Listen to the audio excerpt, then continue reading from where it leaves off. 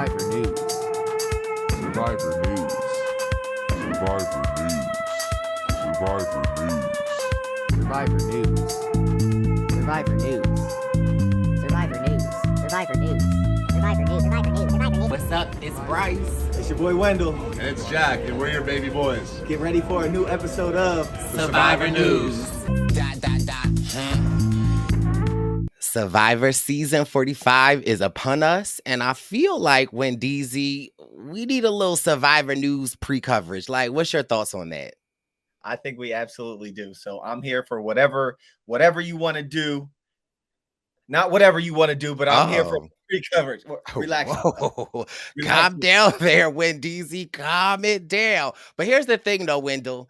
You know I love you, right? But you get on my nerves, right? I think we need to bring somebody to help us preview this cast. I feel like they should be a little easy on the eyes. I feel like, they should know some professional football players. I feel like if you got that Brice Isaiah Zaddy calendar, then thick thighs save lives. Let's welcome to the podcast the one, the only, Mr. Brandon Cottom from season 44. Hey. What's going on, fellas? What's going on? Thank you for having me. Brice, you funny, man. Well, listen, the calendar speaks for itself. I just, we need somebody else in here to help us review this cast. But, why stop at Brandon, right? The city of brotherly love. Let's welcome to the podcast the man that knows it all. The man that loves to call me to talk about Survivor for 45 minutes. And if I don't pick up, he'll text me and say, I'm calling you back. Let's welcome to the podcast, James to the Jones. Yeah. Oh, not Master P. Was that a Master P? Yeah. I thought it was like Ice Cube. Okay, that's Ice Cube. I was thinking No Limit, right? Jack Atkins on over there, Brice. I see you. I was in the right era. So listen, I feel like what a great time. Survivor season 45 is here. The cast has been revealed. I feel like we are a wealth of knowledge here, right? We have people that have made the merge. We've got the first merge boot from Winners at War. And I feel like we could help this cast out. Don't you think, Wendy? I feel like if we take a look at the photo, we can look at the photo and give some brotherly advice to the future contestants. I like it. I think that's a good idea. With 4 people that live in the city, in and around the city of brotherly love, so we could pass on some brotherly advice. Now, before we get into all of that, I think it's very important if we're talking Survivor season 44, then I think everyone must know that where we at, Brice and Win Tour 44 is on its way. The tickets are available. Wendy, what cities are we hitting? We are hitting Toronto. We're going to New York City, Washington, D.C., Philadelphia. We are coming home. We're going to New Orleans for the first time, and we're going to hit L.A. for the finale. And we're even considering doing some pop-ups. I think we might be scheduling a pop-up already, so let us know where you want us to go, ladies and gentlemen. Okay, and listen, Toronto, the official release. We will be there September 27th. It's for 2 days events. And listen, our Jam and Ozzy will be there. So if you have not got your tickets already, you might want to head over to the Brice and Win Present Instagram or Twitter and get your tickets and bless your life. Now, since we got James and Brandon, what y'all doing on the 27th? Hey, I'll be in Toronto. I don't know what y'all gonna be doing, but I think I'm gonna pull up to Toronto. I missed last season for my season, so I'm like, I'm not gonna miss 45 because I heard it was a great time. So I'll be in Toronto. Very nice. Oh, I'm definitely kicking into Toronto. I already, got some plans, put some fillers out there, linking with some of the Big Brother Canada folks. So it should be a good fun time. Yeah, James got a whole itinerary already. Right. So let's get into this season. I am curious to know, first, Brandon, before we kick it off, you are fresh off of your season. How does it feel having a new season about in the air? It's honestly kind of refreshing because, the anxiety that you feel when your season's about to air, it doesn't take away the excitement or the enjoyment of it, but you're thinking about a whole different side of the game as opposed to like being able to sit back and be a fan again. And, it's fun to be able to go to these events and really be able to actually enjoy the season instead of worry about what they're going to show, what they're not going to show. It just brings back my love for Survivor, honestly. So I'm excited for it. Excited to see what this cast is looking like, to see who's next and who we passing the torch to, and kind of get going. James, 2 seasons out. How are you feeling? I mean, I feel like you're just really getting back to adjusting. Like this time last year, my season was airing, so it's a whole different, and it's only been a year, so it seems like a long time, but it really isn't. But I'm excited to see the new cast, to see what tricks the Survivor has for us, and I'm ready to go. I just want to see what moves happen, what moves don't happen, and enjoy one of the games I love to watch. Wendell, being a decade removed, how does it feel you watching another season ushered in? Yeah, I'm old, man, so it feels good. It's the new school. I mean, Brice, you're like 2 decades in. That's crazy. But it feels good to keep watching it and keep meeting new people. And there are some really cool looking people on this cast, and I'm excited to see how they play. I remember being very excited to see how Cottom and James were playing beforehand, and I think we remember the day James got back, and we were just trying to figure things out. And you couldn't have told us, Brandon, when James got back, we were in LA for one of our parties. You couldn't have told us James didn't win $1 million, right? Like we at this house in LA, we're at Max Dawson's house, and there's like Mama C, there's Ozzy, there's So Kim, there's Wendell, what's Tyler, and James comes in, everybody like, hey, James is like, what's up? I already know it. I already know it. We like, you good? That's what you're supposed to do, though. That's how you're supposed to come back, regardless of how it happened. You can't let people know that the sauce, The craziest thing is, who did James walk in with? Oh, that's right. James, what I walked in with Pooh. Oh, yeah. Jared Fields. Jared Fields. I walked in with Pooh. Yeah, so I met Pooh back in LA when I got back from Survivor. Crazy story. First person I saw when I got back. Pooh. That's funny. Jared Fields. My dog. Now to do. So let's wish our dog Pooh, Jared, well, while he's on Big Brother right now. Absolutely. Good luck. My prayers are with you, Jared. Continued blessings, because we holding you down. Shout out to Jared, shout out to Sari, and shout out to every single alliance that Sari and Jared are in. I mean, because they in every alliance that's out there. Now let's just get into this.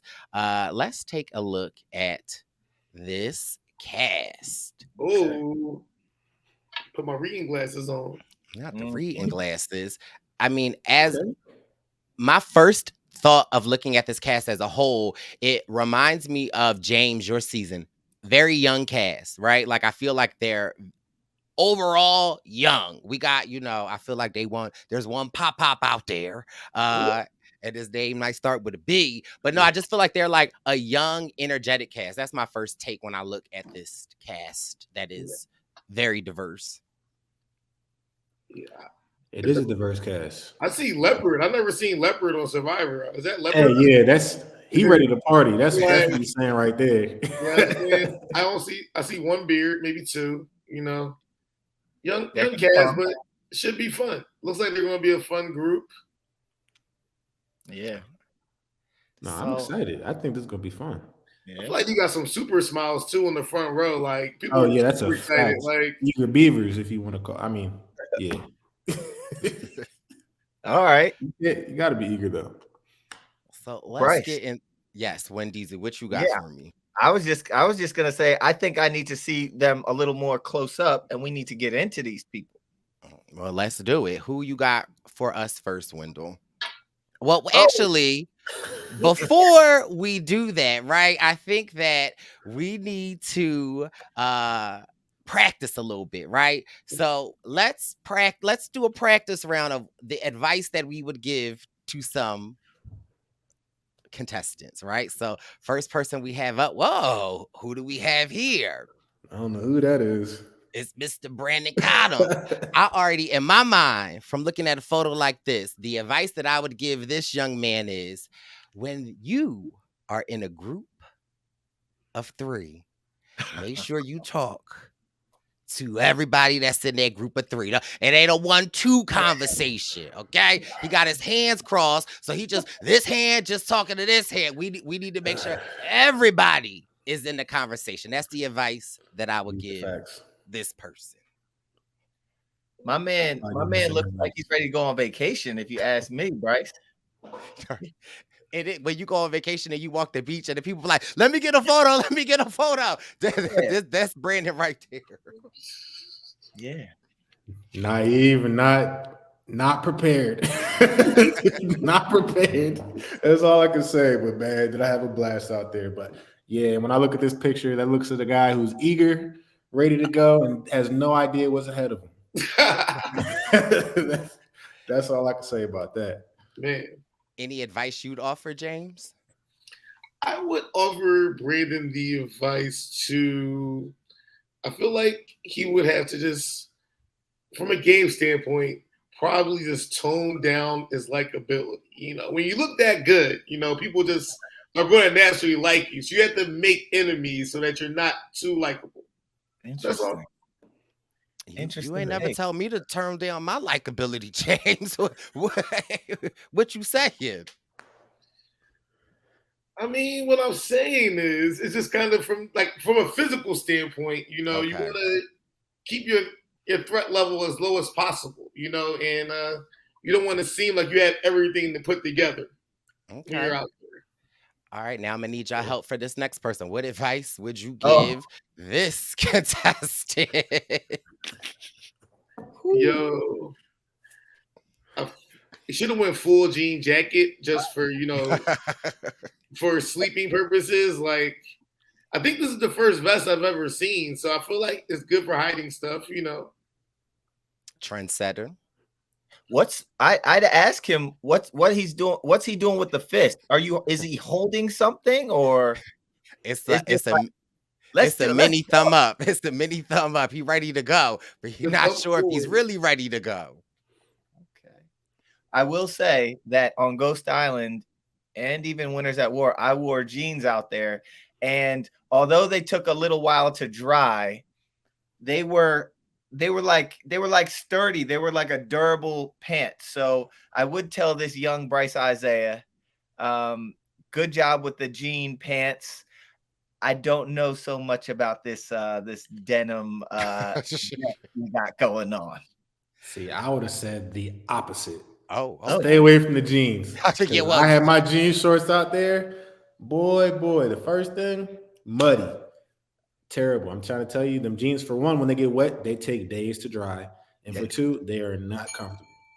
I would tell you to stay far away from jeans. If you ever had the chance to choose again, don't do it. I completely agree. Dry fit should be your friend out there. Who else do we got? Oh, what advice would we have for this strapping young James in an orange shirt and some? No, all right. So here's the issue with this picture before we start here. Oh, okay. They told me this was like I had gear for days ready, yo. Gear. Like, they told me it was a different. So yeah, so this, you know, yeah. He's already on the defensive, right? Right. See what happened was. I was gonna say he looks good in this one. Right. Yeah, I agree. Look, see those shorts, those are acceptable. He's ready to get wet. He's ready to go for a swim, and they'll probably dry off in about an hour or so. Be good. Okay. Jeans, absolutely. I feel like his likability level is already turned down, so it's great. No, I mean, I actually don't really have much advice from this photo, James. I feel like you look like you are ready to go. It looks like you're a seasoned person in the world, and I feel like you know. What do you mean by seasoned, Brice? I mean, it looks like, you know, you're a man of a certain age. It doesn't look like you're young. It doesn't look like you're old. So you're perfectly, like, you know, seasoned. you know, you got your shorts on, you ready to play, shirt little airy, you standing with a confident pose. I'm not sure if it's like a smile or if the sun is in your face, and so you like, It was. so they don't know if you mean mugging. Like, I feel like it's the perfect intro. It was. I was ready to go home that day. What? Why would you be ready, like on press day? Why would you be ready to go home? No, like ready to get to the game. Like when that once you get those headshots and wherever you take those pictures, you know the game is coming. So like I can't think about anything else. Like I'm just like, all right, we doing this, but is this really about to pop off? Like in my head, I'm waiting for every single shoe to drop.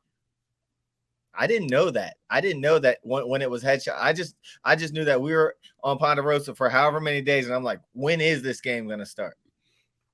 I was the same way, but I mean, it's the not knowing what's coming, the unknown. That's how I felt. I was like, yo, this is what we got next. Are they gonna just drop us off now? Like, how's this work? Because you really don't. They don't.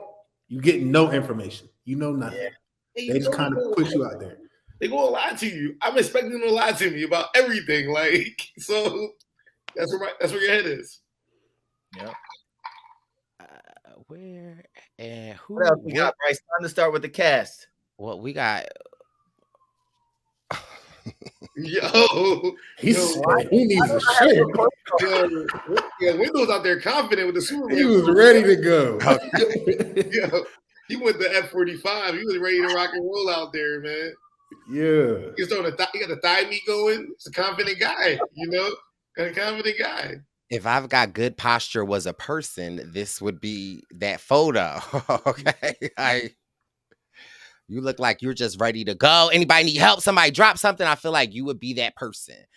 So the advice that I would give to you is similar to James. I feel like the likability in this picture is extremely high, right? So I feel like you don't need to smile. You just need to stand out there.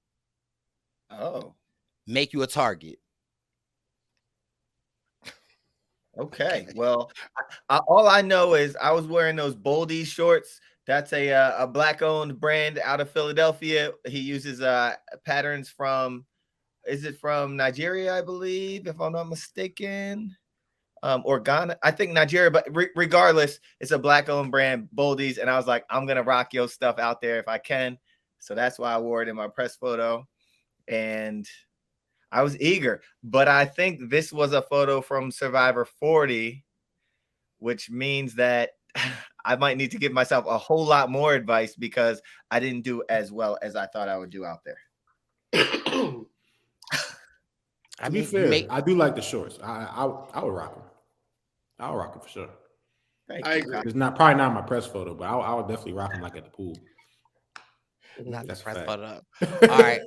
Lastly, what advice would we give? Yo, Rob like a character off of Recess, yo. Like, you ready to get into something? My advice would be like, don't steal the snacks. This looks like, if you got a cousin, I feel like this would be the cousin that like sneaks down in the kitchen to steal the snacks at night. So I would say don't steal the snacks, Robert. the thing about him seems trustworthy. Like this, like it seems like this picture streams don't trust me. Why would you trust me? Like, don't leave anything around me at all. Did he choose this shirt? I mean, did you choose? Well, you didn't have a shirt. I mean, I believe he would have sent it out to wear. I guess so. Well, Sister Nino, we love you, Sister Nino, but like James said, this screams do not trust you. yo. All right. All right. So we get the cast, or we just gonna look at? We're just gonna look and look and look. All right, now let's get to our first person. Who we got, Wendy Z? Okay, this first person is Austin LeCune. He's 26 years old from San Jose, California. He resides in Chicago. Words to describe him: ambitious, sweet, and clumsy. And what is the accomplishment he is most proud of? Making it onto the All-American team at the Volleyball Junior Olympics when he was 15 years old. That was his first major personal accomplishment, and it gave him the confidence he needed to start his personal growth journey. Austin LeCune, gentlemen. Okay. He gives me surfer vibes, like right off the rip. Like now, I would have. You asked me where he's from, I'd say you're probably from California. So it's funny you said he is from California.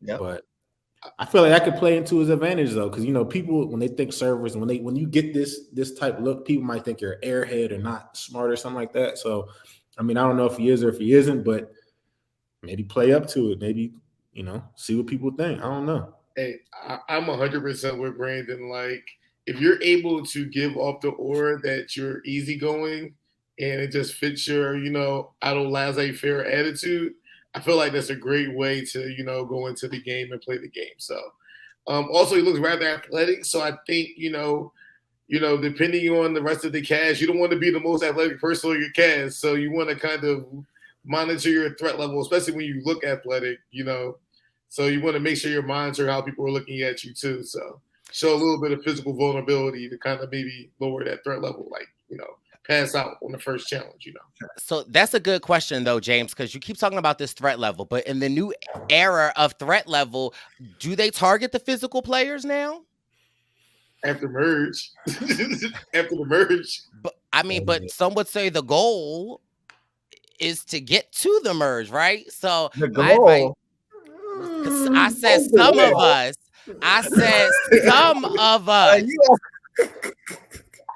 The goal, I don't know about that one. Listen, in order to make it to the end, you got to get to the merge, right? Well, yeah. Yeah. Okay. So a goal should be short-term goal. Short-term goal. Get to the merge, right? So don't hate on the people that have. I mean, there might only be one person out here that does not know what the merge feels like, but all y'all mergers out there. But I love Austin. I think that he looks so friendly, energetic, and athletic. My advice to him would be like, have this energy with everyone. Like for me, it seems like he is exuding positivity. And so continue that, spread that throughout the camp, and be yourself and have fun. That's my advice to Austin, because he looks strong, physically fit, but he also just has that aura, right? Where it's just like, you want to say hi, you want to say, hey, what's going on, where you're from? So I feel like that is a good energy. Like, it doesn't look like I'm trying to make friends or trying to I feel like people will come to him. So I like Austin's energy.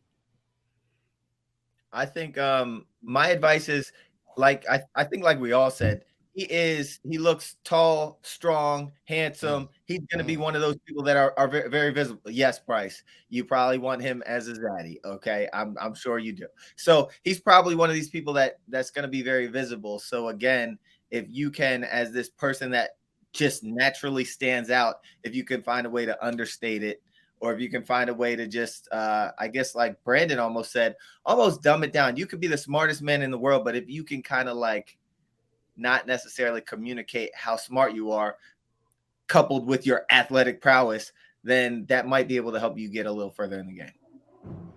Okay. Well, best of luck to you, Austin. We'll be tuning in on the 27th. Who is next, Wendy?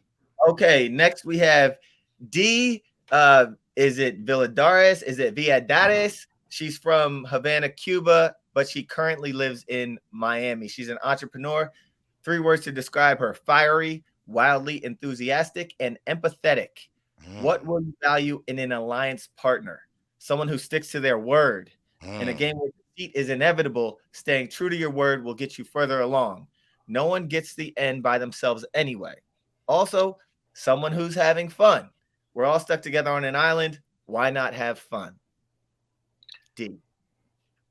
I mean, loyalty is big in my book. I feel like you do have to play with people. I feel like you cannot get there by yourself. So I do like to hear that. I do say with energetic people, you want to just manage your energy level and make sure the energy level just isn't wearing on people. Like, be that good energy and not bad energy. So just, and it's hard to do when you're out there. So just try to kind of, if you can monitor that, do that. But like, I feel like if she finds a person and is choosing the right person, and I think, that's what you have to do. That's your strategy. Find the right person on their tribe and rock out with that person. Hopefully it works out. Yeah, kind of piggybacking off what James was saying. It's funny she described herself as fiery, because that would have been one of the first things I said, is she could probably snap on somebody if given the opportunity. And I think that, especially in a game where people are looking for anything to get you out of there, especially early on in the game, maybe not so much pulling it back, but just knowing when the time to snap on somebody is and when it's appropriate. So my advice would be to her, obviously be yourself, but just, be cognizant of who you're around and how they're perceiving you, because that's a big part of it. If somebody sees that as maybe a chink in your armor, like, oh, she's snapping on everybody. Yeah. That's easy to be like, all right, let's vote her out. We don't want that negative energy. But she does look like she's smiling very big. She has a confident pose. So I think that, we'll probably see some good things out of her. I agree. The first thing that comes to mind is, again, like Brandon said, strong pose, smiling. But I heard the fiery and the empathetic. That made me automatically think of myself, right? Very empathetic person, but also I got a spicy Brice in me that could come out at any time. And also I look for loyalty, right? And so my advice to Queen D would be make alliances, find loyalty in people. However, remember, it's a game of Survivor. And so there may be times that you are questioning the loyalty of somebody. And my instinct is, if I'm questioning the loyalty, you getting spicy Bricey. My advice to you is, Survivor, they may not be that loyal. They may be talking to other people, but try to keep back your emotions and your thoughts when people don't go off on nobody, and, use your instincts and trust your instincts, D. I feel like you got it going on, and I could see you being our first female winner from Cuba. So I'm rooting for D. Okay. She also said, aside from fiery, she said wildly enthusiastic. And I think that both of those qualities make you great for TV, but not necessarily long for the game if you don't know how to curb them. Because, like, if you're just doing too much, it might get you voted out. And if you're too fiery, it might get you voted out. On the other side, people might say they want to go to the end with this person. My advice is kind of what you guys said. If you can kind of curb some of that and rein it in a little bit, you can do very well, D. Good luck. Good luck. Who we got next one, DZ? Oh, we have Brandon Donlin, age 26, from Sicklerville, New Jersey, currently resides in Sicklerville, New Jersey. He is a content producer. 3 words to describe him are empathetic, inquisitive, and relatable. Pet peeves: adult men who have Snapchat. Wow, that's a very specific pet peeve. That's a very strong take. Like, that's a specifically strong take. Number 2, people who message me hi when they need something from me. I agree with that. Like, get to the point. And he says you need to lead with your request. So, I mean, okay. He's giving laid back, come. I feel like he could be the centerpiece of an early try. Like, I feel like he could be the person that's cool with everybody, and just, as long as that doesn't come back to bite him, where everybody feels like, and they start comparing notes. Like, Brandon's my guy. Brandon's my guy. Brandon's my guy. You don't, and that I feel like if he lays back, but then I also think there's a business side where he's like, in Survivor, you got to deal with the small talk. You got to do the, in those conversations you don't want to be a part of sometimes.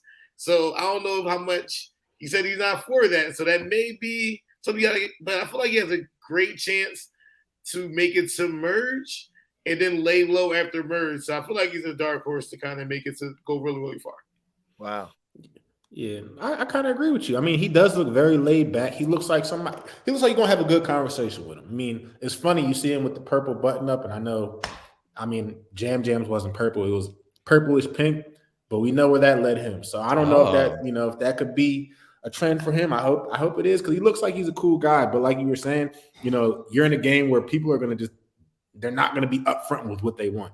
So if that's a pet peeve of yours, you're gonna be peeved off pretty quickly, because people beat around the bush all the time, the whole time you're out there. So, but I think it'll be interesting to see how he plays. I think that he seems inquisitive, so I think he might be able to catch on to people's BS and kind of, like you said, you were saying people compare notes about him.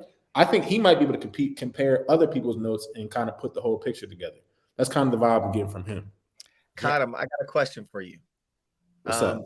Sicklerville is close to Philly. How do you feel about like two Brandons from Philly? Like, Like, is there some competition? Like, what's up, man? Like, are you okay with this? Oh, I'm good with it. Look, first off, competition don't scare me, but I don't look at it as competition. I look at it as more support. Look, he's from the area. I'm initially from Jersey, South Jersey. Obviously, I live in the Philly area now. I'm not on there with him, so it is no competition. I want to see him do well. Honestly, the fact that he's from Sicklerville, that makes me want to root for him that much more, as opposed to be like, oh no, it's two Brandons. Because you know what? I don't even go by Brandon most time. A lot of people call me Cottom, whatever it is. So it's not a competition. I want the best for him, honestly. Sicklerville, stand up. He is giving me Jesus vibes with the hair. So I feel like he might be the person to turn water into wine. And we love wine on Survivor. I think when I hear a content creator, right? So that tells me, okay, if you create content, you know what it takes to have to record a video over and over again. You know what it takes to pitch a scene. So I feel like Brandon might be the perfect person, knowing this information, to be able to set stuff up, to walk into a scene and be like, hey, Brandon, what's in that bird cage? And then all of a sudden we got a whole little episode going off. So I am excited to see Brandon, aka Jesus, out here, because I feel like he will be the person to be able to set stuff up, right? Almost like a Danny from last season. Like, make stuff happen, then run away, and then come back and be like, what happened? Look there for the idol. Oh, it's right there. So I feel like I'm curious to see the content that he is going to create for us on season 45. Yeah, he knows what it takes to make good TV or good content, so he should be fun to watch. What I will say is, although I'm going to claim him because he's from South Jersey, we know that Jersey produces winners. You got Michelle, you got Tony, you got Natalie. So yeah, like Brandon could be another Jersey winner. And my advice to Brandon is be the person that we see in this photo right here. In this photo, I want to go talk to him. I want to be friends with him. I want to grab a drink with him. If he can be this person to everyone on the island, I think he'll be a good nucleus, and a lot of people will be heading his way for alliances. Come on, Jesus. I'm here for it. Okay. Jesus, take the problems away. All right, Brandon, we are rooting for you, team Sicklerville in the building. Who we have next? Wendeezy. Okay, next we have Emily Flippin, age 28, from McKinney, Texas, currently lives in Laurel, Maryland. She's an investment analyst. Three words to describe her: direct, genuine, and aggressive. Oh. Which previous players do you identify with the most? I've been told my personality is extremely similar to Chaos Cass. I also take that as a compliment, as the compliment that it is. However, I plan on playing my own game and making an entirely unique set of mistakes. So can I just start one thing off real quick? First of all, Cass Kagian, you already know Emily, you got me. Let Cass from my season, I feel like she got a very bad rap, right? I feel like in the recent years, as like more things have come out, people have underestimated the game that Cass has played. And so I personally think Cass played a great game. And I feel like have we really seen a Cass since my season? I don't think so. So if Emily is saying that she is direct, aggressive, play that game, Emily. Just know that, might be some people out there that might not know how to handle that, but that's fine. Be you, because we see how far Cass got. So I'm rooting for you, Emily. I mean, I feel like being there. I feel like I can deal with direct people. I don't know how well with the younger cast can do directness works with communication, especially on Survivor. Like I like directness, but a lot of times on Survivor, people are hungry, they're sleepy, they're aggravated, and being direct can be your detriment, even when you're telling the truth. So I would just say, just for her to kind of feel the vibe of the tribe and kind of go with that vibe over trying to kind of dominate or force your will. Yeah. Or find Brandon. Because he like direct people. It could work for her. Who knows? I mean, I think I know it's interesting. I'm interested to see her play, and saying that you want to make your own, direct mistakes or however she worded that. That's a very interesting way to put that. But I'm interested to see exactly what that means, because it's fun. Like, a lot of people go into this game like, I don't want to make any mistakes. I want to play hard, but I don't want to make a mistake because it could send you home. But I think that the most exciting people are the ones who are not scared to make those mistakes, or I guess in her case, looking to make those mistakes. So I think it could be, an interesting strategy. I don't know. I like James was saying though, you come off too strong, it could be very easy for people to be like, oh, she's not gonna tell me what I'm about to do. Like, that's not how I'm rocking. So let's get her up out of here. So it'll be interesting. I think they could go one or two ways. Like we were saying, either it'll somehow work and she'll create her own unique way, or it's gonna get her sent off the island. One or the other. My advice is do that, Emily. Like, you want to make your own unique set of mistakes. You want to, that will be entertaining. So we will love to watch it no matter what you do. And like Brandon said, it can get you far. Like, for example, Tony and Cagayan, he was a crazy man and it got him far and he won the game. He came back in Winners at War and did it again. And in what, Brice? How did it work out for him the second time he played? Got voted right out, like out there. like, no, bro. we ain't about that life. Right. They remembered that first Tony. We didn't remember that first Tony, I guess, on Winners at War. But what I will say is, when I think of someone with this game who's just playing a hard, strong game and just putting themselves out there, I kind of think of Brandon. I kind of think of Danny from your season. He was just doing a lot, and I was getting Tony vibes from him at certain points in the game, and I'm like, wow, can he get this thing done? And of course, he didn't get to the end, but he was awesome to watch. And I think that, Emily, I want you to play that strong game because I want you to be fun to watch, and it could be very good for you. Emily, he's trying to get you to go out first. Do not listen to whatever Wendell was saying right now. Do not play that. It really, like you said, it depends on the people around you, honestly. Right. That's true. Yeah, that's what it comes down to. Who are you out there with, and how are they going to take how you come across? I mean, it could work, it could not work. And I feel like we have this perception of direct and aggressiveness, right? Like, for some reason, there's a negative condensation with it, especially with females or women. However, I feel like that she could be direct in a different form of that. And so I feel like Emily could really kind of be able to corral the people in a way that, like, is surprising to them. So again, I'm excited to see what Miss Emily got. Cool beans. Who we got next, Wendeezy? Okay, we have Brandon, aka Brando Meyer, 23, from Oak Park, California, lives in Seattle, Washington. He is a software developer. 3 words to describe him: curious, clever, and motivated. What is something we would never know from looking at you? I'm a massive baseball fan. Growing up, I was an all-star pitcher and avid Churros supporter. I don't know baseball, so I don't know that term or that person. The Mariners are still my favorite team, and I spend countless hours watching and discussing baseball with my family. I also don't eat sushi, probably my biggest sin as a half Japanese man. Oh. First off, shout out to Seattle. I love that he's from the Seattle area. When I first look at him, I'm like, yo, he looks like a smart guy. Like, honest, especially being out there and seeing what I saw with Carson, he could be the silent assassin.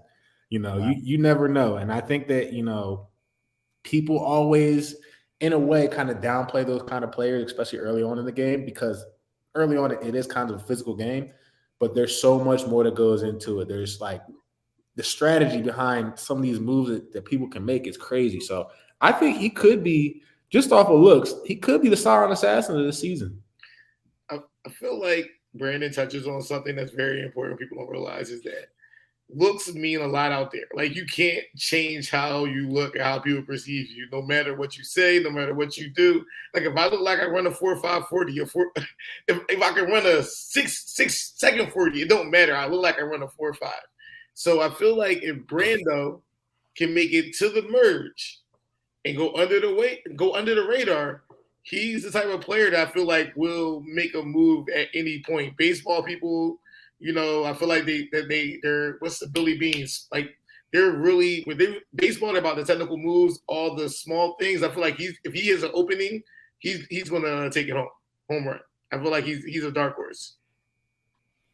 Well, anybody with the nickname Brando, I'm rooting for. So I like his energy. I like his pizzazz. I feel like him being an avid baseball player, it makes me think of baseball, right? And so it's many sports. There's football, basketball, soccer, baseball. But I always think of like the housewives, right? I think of like basketball housewives, football housewives. You don't really see a lot of the baseball housewives, right? But truth be told, from what I hear, baseball where the coin at, baseball where the money at. So and you know, low key, they don't make a lot of fuss. So I feel like it's Brando trying to tell us, watch the baseball because that's where the money at. Keep it quiet, low profile. Like, I mean, are we looking at a winner right here? Are we looking at Brando counting his baseball cards, which is really counting a milli? I don't know. I like sushi though, Brandon. So I don't know, but I like his energy. And again, he reminds me of a young Cochran, and that archetype tends to do well. Again, James says looks matter, and so I feel like you get innocence, friendly, like a little brother. So I feel like Brando could use that to his advantage. I also want to know, is Brando like an alter ego, like Rambo? Like does Brandon turn into Brando? And listen, we want to meet Brando. Just like the housewives are like about sports. You said what? Just like the housewives are about sports. You brought that one home. I was trying to figure out where you're going with that one, but you did a good job there. You got to follow the Brando. Follow the coin. On the sushi tip, Brice. We are joined by two phenomenal chefs. Have either of you cooked sushi before or prepared sushi? I have. I know James has. I'm not a big sushi person. You know, I eat like the fried rolls and stuff. Yeah, I'm not really. But you know what? To be fair, I've never had a proper sushi experience. So like I've always said, I want to have a proper sushi experience where they lay it out. You know what I'm saying? What is it? Omakase, where you don't even choose what it is. They just kind of give it to you. Didn't you go? I think. Didn't you go fishing with Survivor? You didn't try it out there? You didn't cook them boys up. First off, the fish were about this big. So there was no fillet in any of that fish. You had to eat the bones and all how it was. But nah, I like my fish grilled or fried. One or the other. Oh. Okay. All right. Nerd. If I were to give Brando any advice, remember he said growing up he was an all-star pitcher. And he's only 23 years old, so he probably still has an arm on him. So if you can, you don't look like a super athlete, but if you got this arm on you, maybe that'll help you win some challenges. So just money. Be that smart. was a jump shot, Brice. Yeah, Brice. Yeah, I was doing the JT. That's what JT did. He did the money. How tall do we think he is? Because I can't really like looking at him. He could either be. Good. That's a very good question. I'm really. I give him 5'8". 5'8". I'm giving. I feel like taller. Yeah. I was thinking it could be shorter because he's either like 5'9", 5'10", or he's like 5'5". He'd be like 5'6". Yeah, like 5'5", 5'6". I'm going 5'11". Most pitchers are tall. How do you know, Brice? I know statistics. Okay. I'm just saying. They don't call him Brando for nothing. Okay, let's move on, Brice. Who we got next? Oh. Next we have Hannah Rose, 33 years old from Woodbridge, Connecticut, but she lives in Baltimore City, Maryland. She's a therapist. She is enthusiastic, passionate, and authentic. What will you value in an alliance partner? Someone I can tell is being authentic with me and able to have fun, so it's not nonstop intense. I feel like that's a great personality in Survivor to have. Like, I feel like if she attaches to the right person, she can kind of be the less serious of a dynamic duo. And I think that's what you want to be if you're playing the game in a new era, where you want to play with somebody, but you don't want to be the bigger threat of the two when you're playing. You know, therapist, always a plus in this game. Baltimore, if you're in Baltimore and you can navigate Baltimore, I feel like you can navigate a lot. So you can talk to a lot of different people. So I think the sky is the limit. At some point, I'm going to say the sky isn't the limit for somebody, but not yet. So I think Hannah's going to do some damage. Okay. Now, I think. Go ahead, Cottom. No, I was just saying, I think with Hannah, I think we're going to see early on who she is. And I think she's going to be that unapologetically throughout, you know, her duration on the show. And I'm excited to see what that's like. You know, when you hear somebody say they're looking for somebody authentic and they coin themselves as being authentic, I feel like she's going to be a what you see is what you get type person. So I'm interested to see how she meshes with the other personalities, because it looks like so far it's going to be a good, you know, mix of different personalities. And it'll be interesting to see who she kind of latches on to, or who becomes her authentic partner that she's looking for. So, Cottom, you had a lot of authentic people on your season last season. Jam, like I remember from the preview of that season at the end of James's season, when we watched him, they gave him a good soundbite. And I was like, wow, this person, I want to watch this person. But someone who is one of probably the most authentic, real to themselves people from your season is Carolyn, if you ask me. And when I just look at this person, it's just from the looks, I'm like, wow, Hannah is kind of giving me Carolyn vibes. She's authentic, passionate, and enthusiastic. So, you know, those are three words that I would use to describe Carolyn too. Carolyn made it very far in the game. And so, yeah, I'm excited to see Hannah. And if I would give her any advice, she's a therapist. You know, connect with people, talk to people, use that to your advantage, connect on a deeper level with people. And she said she wants to, in the alliance, she wants to have fun. And I think D was somebody that said that also. So maybe if these two can link up, you never know. You never know what can happen.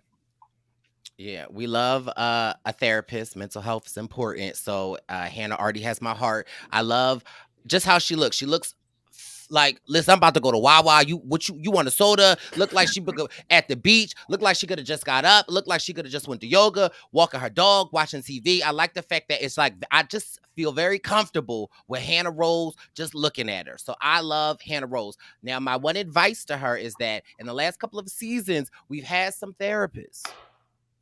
And it seemed like some of the therapists were their own worst enemies, right? So say that again. Tori, and then you know who was? I feel like there was a therapist last season. But regardless, sometimes I don't think there was. Is it Ellie? Yes, on your season, James, right? Yeah, Ellie. Shout out to Queen Ellie. But sometimes, and again, me being someone in the mental health field, we can sometimes take on other people's problems, or we can automatically assume something or like project. So I think that it's just important to be that's what you are, a therapist, but to relinquish it, right? Like, you know, don't take on too many people's problems, and don't try to like overdo it with people that we've seen in the past. I'm not saying that that's you, Hannah, because I feel like you chill, you like, girl, what's up? Hey, let me tell you something. So I like Hannah. I just like her just sense of comfortability with her. I just feel comfortable, and I feel like people will feel comfortable with her. She'll get a lot of information, and my advice to you is use that information well, because information is power. Do we think she's going to tell people? We got to start giving some negative reviews, guys. I mean, or we don't have to. I'm joking. Do we think she's going to tell people she's a therapist? Because you know how when people hear therapist, they're automatically, she thinks she is going to sit here and evaluate me. So I'm curious. What y'all think? I feel like she has enough life advice that she's just going to figure out something that's like not in the script, like maybe a yoga or a teacher, or maybe some type of. But yeah, I feel like she's going to do something else. But that is key, because people don't really. Sometimes therapists, people just kind of think, "Are you trying to read me? Like, what's going on?" So that does happen. But whatever it is, Hannah, that you do, stick to the story. Don't be like my good sis Josh getting caught up about being a doctor. So whatever it is, stick to the story. Shout out to Josh. We love Josh. But I got good vibes for Hannah Rose. She's also 33, and I will say, I think the 30s are a good time for people to win this game. I won at 33, so yeah, I'm just gonna put that out there. Little winter vibe. All right, let's see who we got next. Next, we have Sabiyah. She's 24, from San Francisco, lives in LA, and she's a singer. Words to describe her: ambitious, optimistic, and creative. Why will you be the sole survivor? Adaptable. We've heard that a lot today. I've operated in many different spheres in my life. Competitive punning, debate, the music industry, the same way.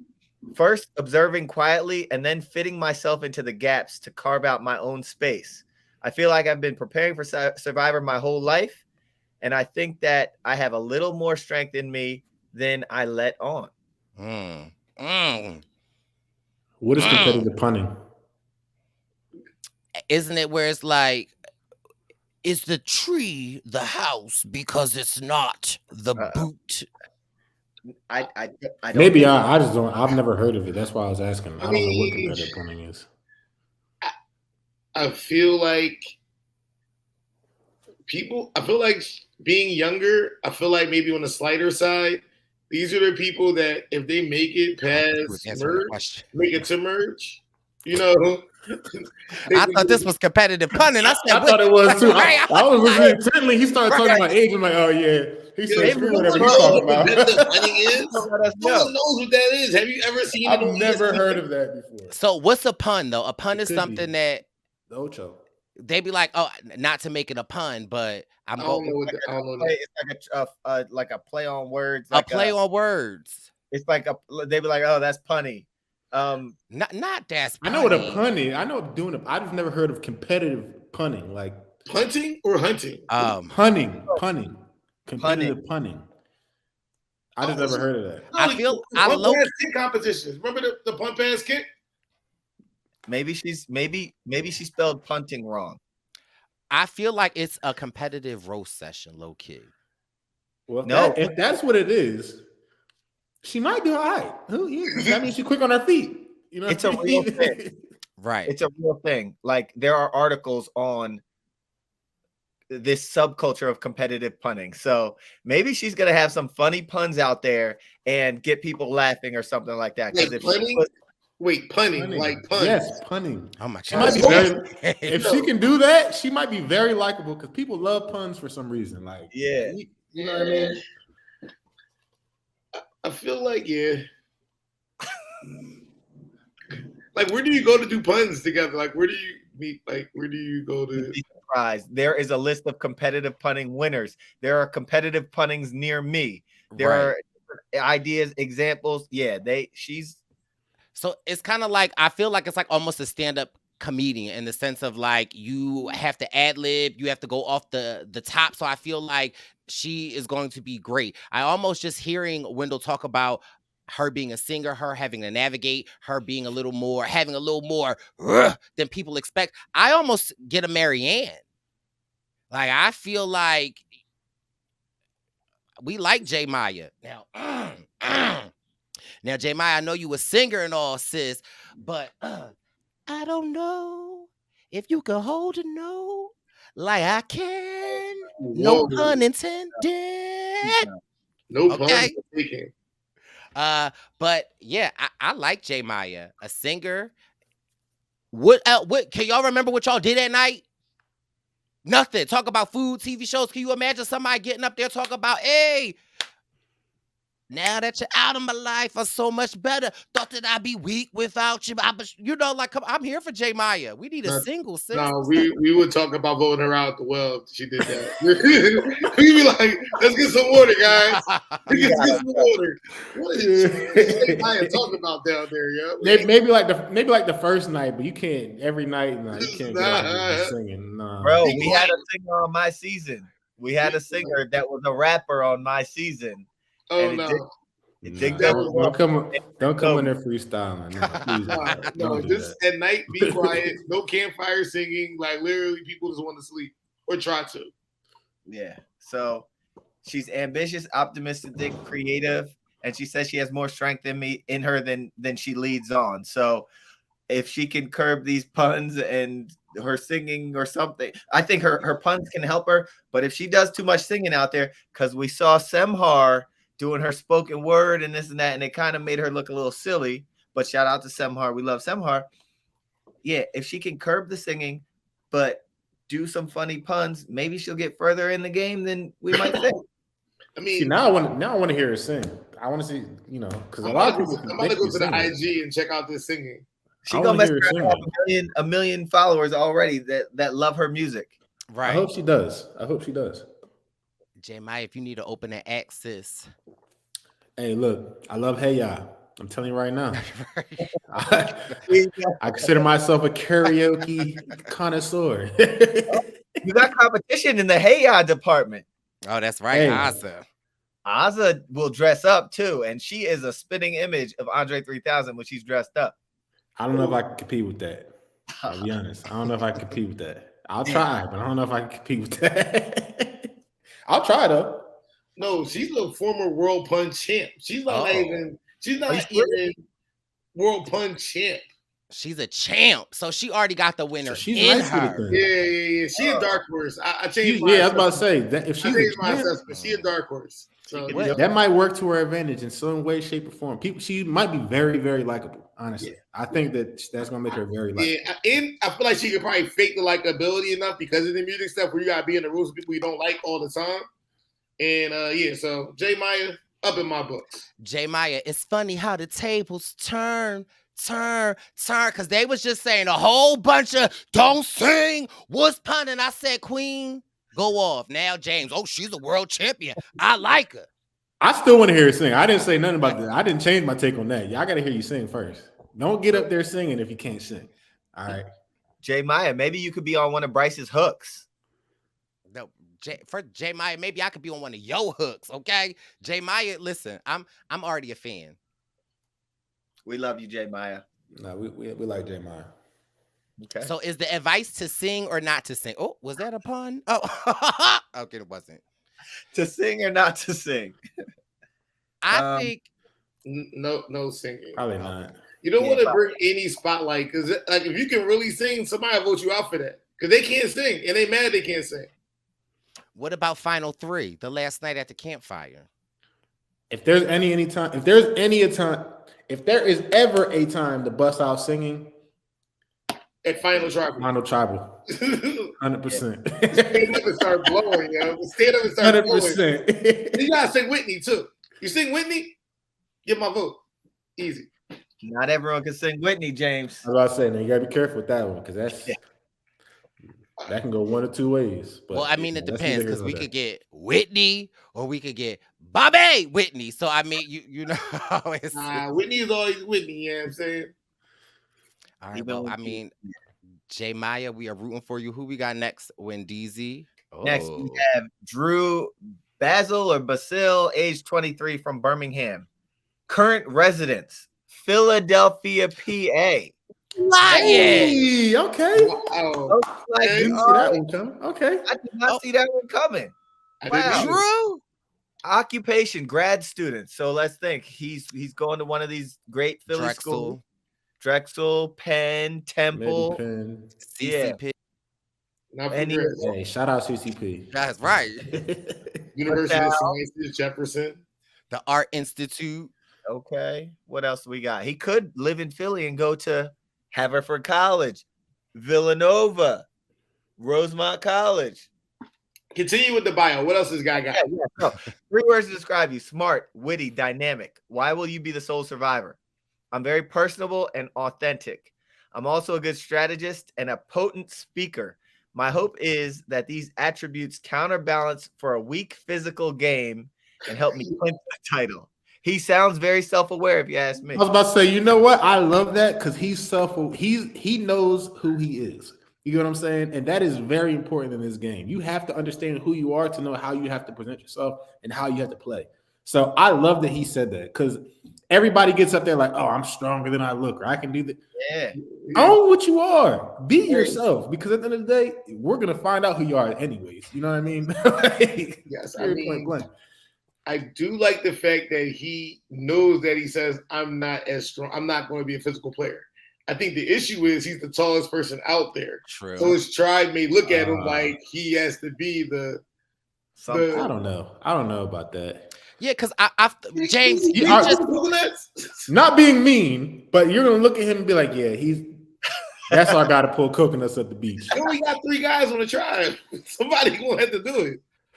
Yeah, all right. So if it's him, Buddy, and the leopard, and anybody else, you're gonna pick him. I got leopard. I'm taking leopard for sure. You need 2, but what if he gotta go against leopard? I'm taking leopard. What you mean? He might die out there if he gotta go.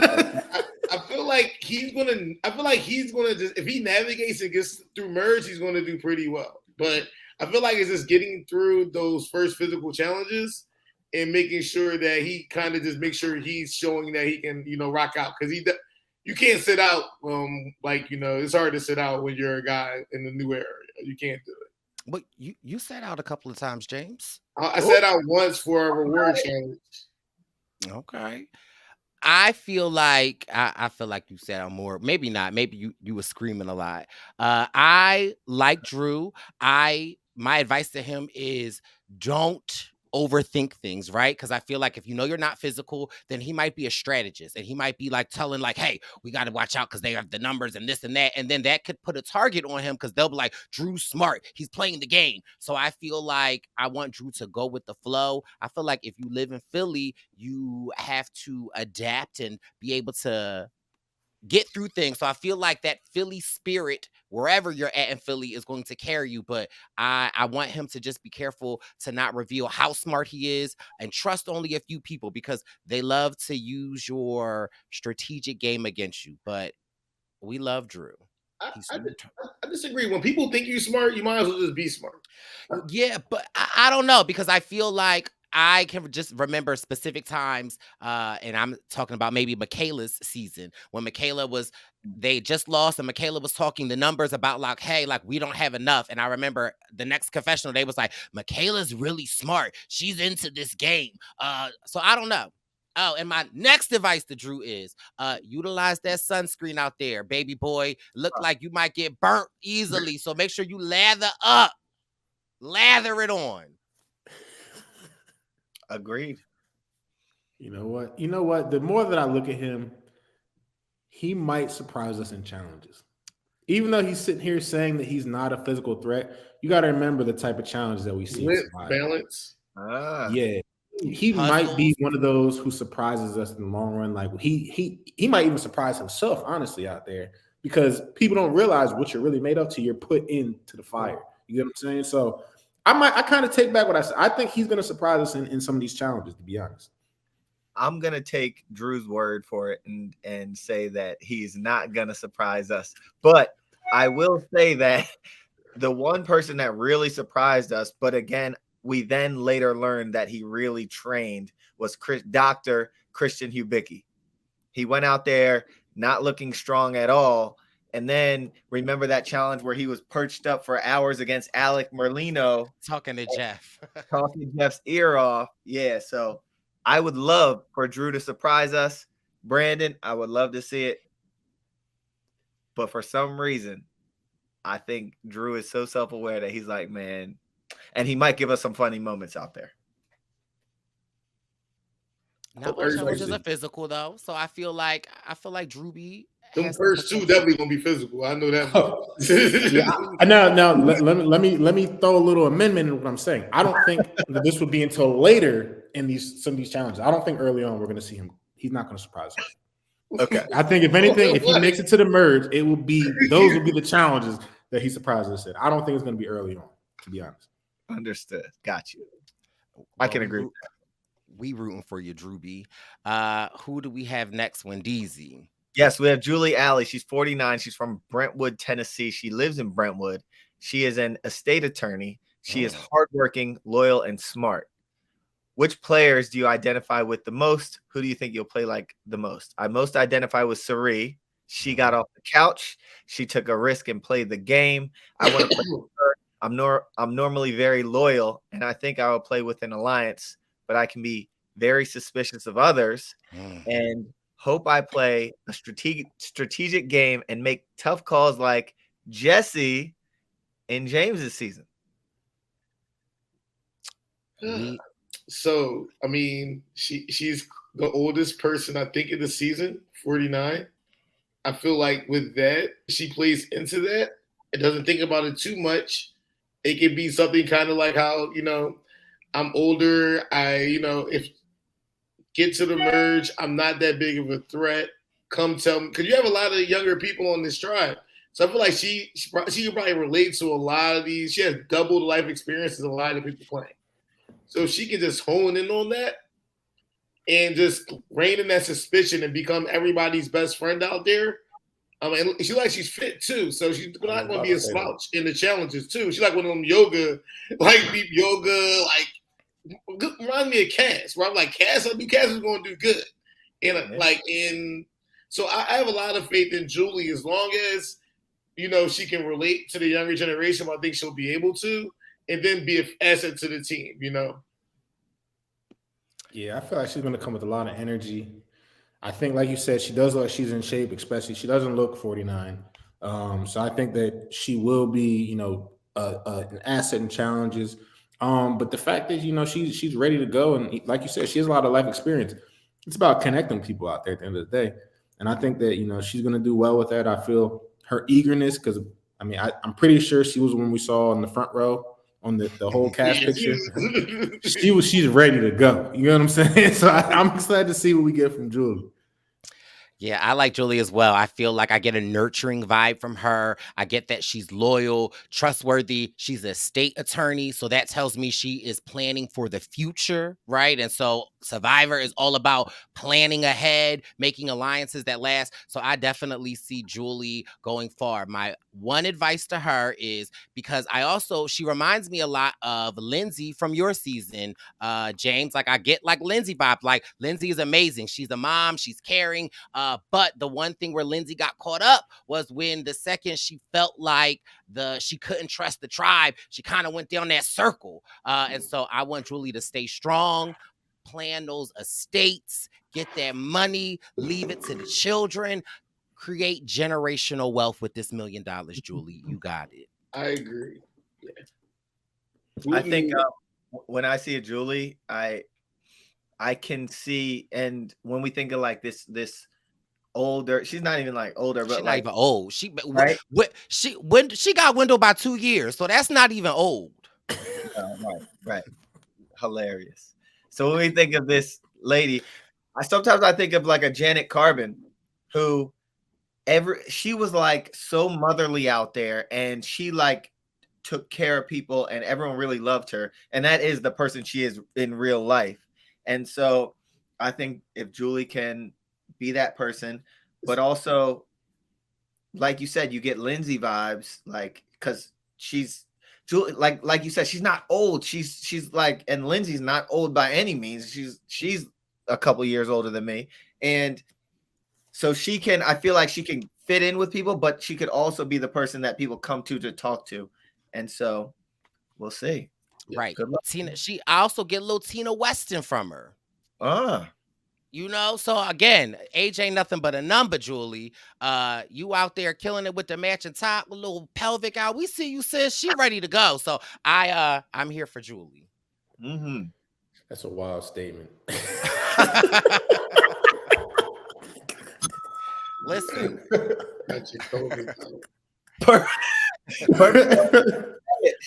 Man. Oh man. Next. Okay. Jake O'Kane, 26, from Hanson, Massachusetts, lives in Boston, Massachusetts. He's an attorney. 3 words to describe you: boisterous, wily, and persistent. What's one life experience you feel has prepared you for this? Studying for the bar exam prepared me for Survivor. It takes a lot of dedication, self-control, and enduring some tough days. But if one respects it, one can meet the challenge. Jake is boisterous, wily, and persistent. He seems like he's gonna be a good character to watch, if you ask me. I feel feel like like he's gonna be overbearing on people. Oh. Like that's just off of looks. Like I don't know this guy, but off of it looks, and you describe yourself as boisterous.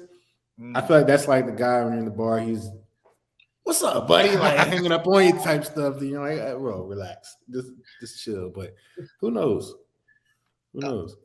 I mean, I feel like, you know, I agree, but also that could be good because I remember Cody is boisterous too, but Cody is really was able to connect with a lot of people too.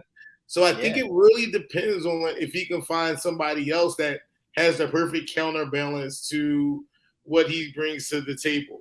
And but outside of that, I feel like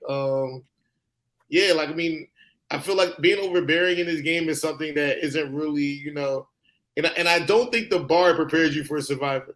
I mean, I feel like it's a great thing to do, but Survivor is a different beast. Totally The bar don't got nothing to do with Survivor. So have you taken the bar, James? I know people that have taken the bar. A lot of people taking the bar been on Survivor. And I promise you, they won't say the bar is Survivor. I promise you, they won't tell you that. It's totally different. Now, James, but you have pledged. Could you compare pledging to Survivor? Oh yeah, pledging was harder than Survivor. Okay. I mean, it was for a year, but I'm not stop talking now. How many attorneys are on this season? Though it seems like have we said him and just previously, Julie. Yeah, and was there another? There was one more, I think. I feel like there was one more. So if he's preparing for Survivor with the bar, he's not practicing puzzles like my man Carson was last year. Like that's what you need to be doing, practicing those puzzles. I mean, the logic game section is kind of like puzzles. It's kind of similar. How many lawyers have won Survivor? You don't practice law. And Nick Wilson right after me. Okay. And who else? It's been some. Yeah. Well, if he's not studying the puzzles, he's definitely studied Brandon Cottom's outfit because I feel like this is a similar outfit, little khaki shirt, shorts. I feel like I like Jake. He's from Boston. I feel like Boston players tend to do well on Survivor. Makes me think of like a Jeremy Collins. So I feel like him being an attorney, he's going to argue his case. So I feel like we're going to have a lot of litigation out there. And I feel like he'll be able to sway people. I did quickly click on his Instagram and it's got an Irish whisper. What do you mean? What is it? And sometimes I have read that sometimes an Irish whisker moistens the britchers. So I feel like I mean, I still don't know what you're talking about. What you mean? So it sounds I've like read trying to give it an accent, but I feel like what an Irish whisper is just probably a loud whisper. But Brice, go ahead and explain it to us. So, I mean, he just said he had an Irish whisper. So I don't know what that means, but the way he said it, getting his seat a little wet. So listen, I don't know what you want to say, Jake. Next. Just said Brice. I feel like Boston is and I always say this, Boston is a very similar city to Philadelphia, right? I say Boston is like Philadelphia's sister city. There's something about people from Boston. They got that grit. They got that, they work hard. They pull it out. Like they do what they need to do. So I really feel like Jake, we might see him go far. I feel like, he's got the Brandon Cottom outfit on. So in my opinion, that makes the merge. He can argue, he can debate, and he's got the Irish whisper. Is he gonna do the diaper?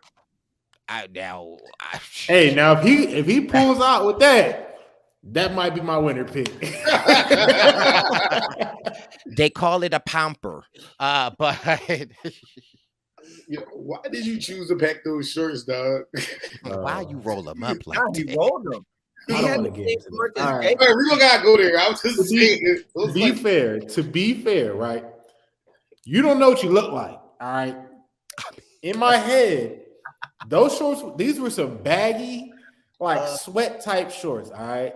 I did not want them, for one, I didn't want them to get muddy when I was rolling around the mud, because I knew what that means. When I get back, it's gonna be over with. So I tried to roll them up to keep them as clean as I could. For two, I wanted the mobility so I could get left, right, up, down. You get what I'm saying? Now, had I known, I might just took them off, to be honest. Like looking back, I might just took them off. I wish I could go. I wish I could have went shirtless. That'd make life a lot easier. Some of them challenges. Do you remember, Brice? Do you remember? James was the ladder.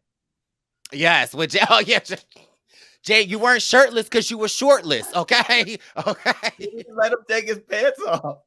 Yeah, they kept that was it's a dark day. We won the challenge, but it was a dark day. You know. Listen, I'm surprised that hasn't been your advice yet, James, for people to pack their belt. It was coming. Someone's gonna get the belt talk, but maybe Jake. Who knows? See, that should be a whole thing in itself. Like what you need to think about if you get cast for Survivor, or if you're in that process, what to not pack, because you don't think about that stuff when you're, pre-game. You don't think about it till after you're out there and you're like, yo, this was a terrible idea. What was I thinking? Yeah. Why'd I even, but it is what it is. Definitely pack jeans. Definitely go back jeans. Definitely pack tall socks. Now you definitely need to pack tall socks. Tall socks. Definitely pack tall socks. Or pants. Maybe not jeans, but pants. Because I might not cargo pants are the best. Like a nice cargo. I had Lululemon sweatpants.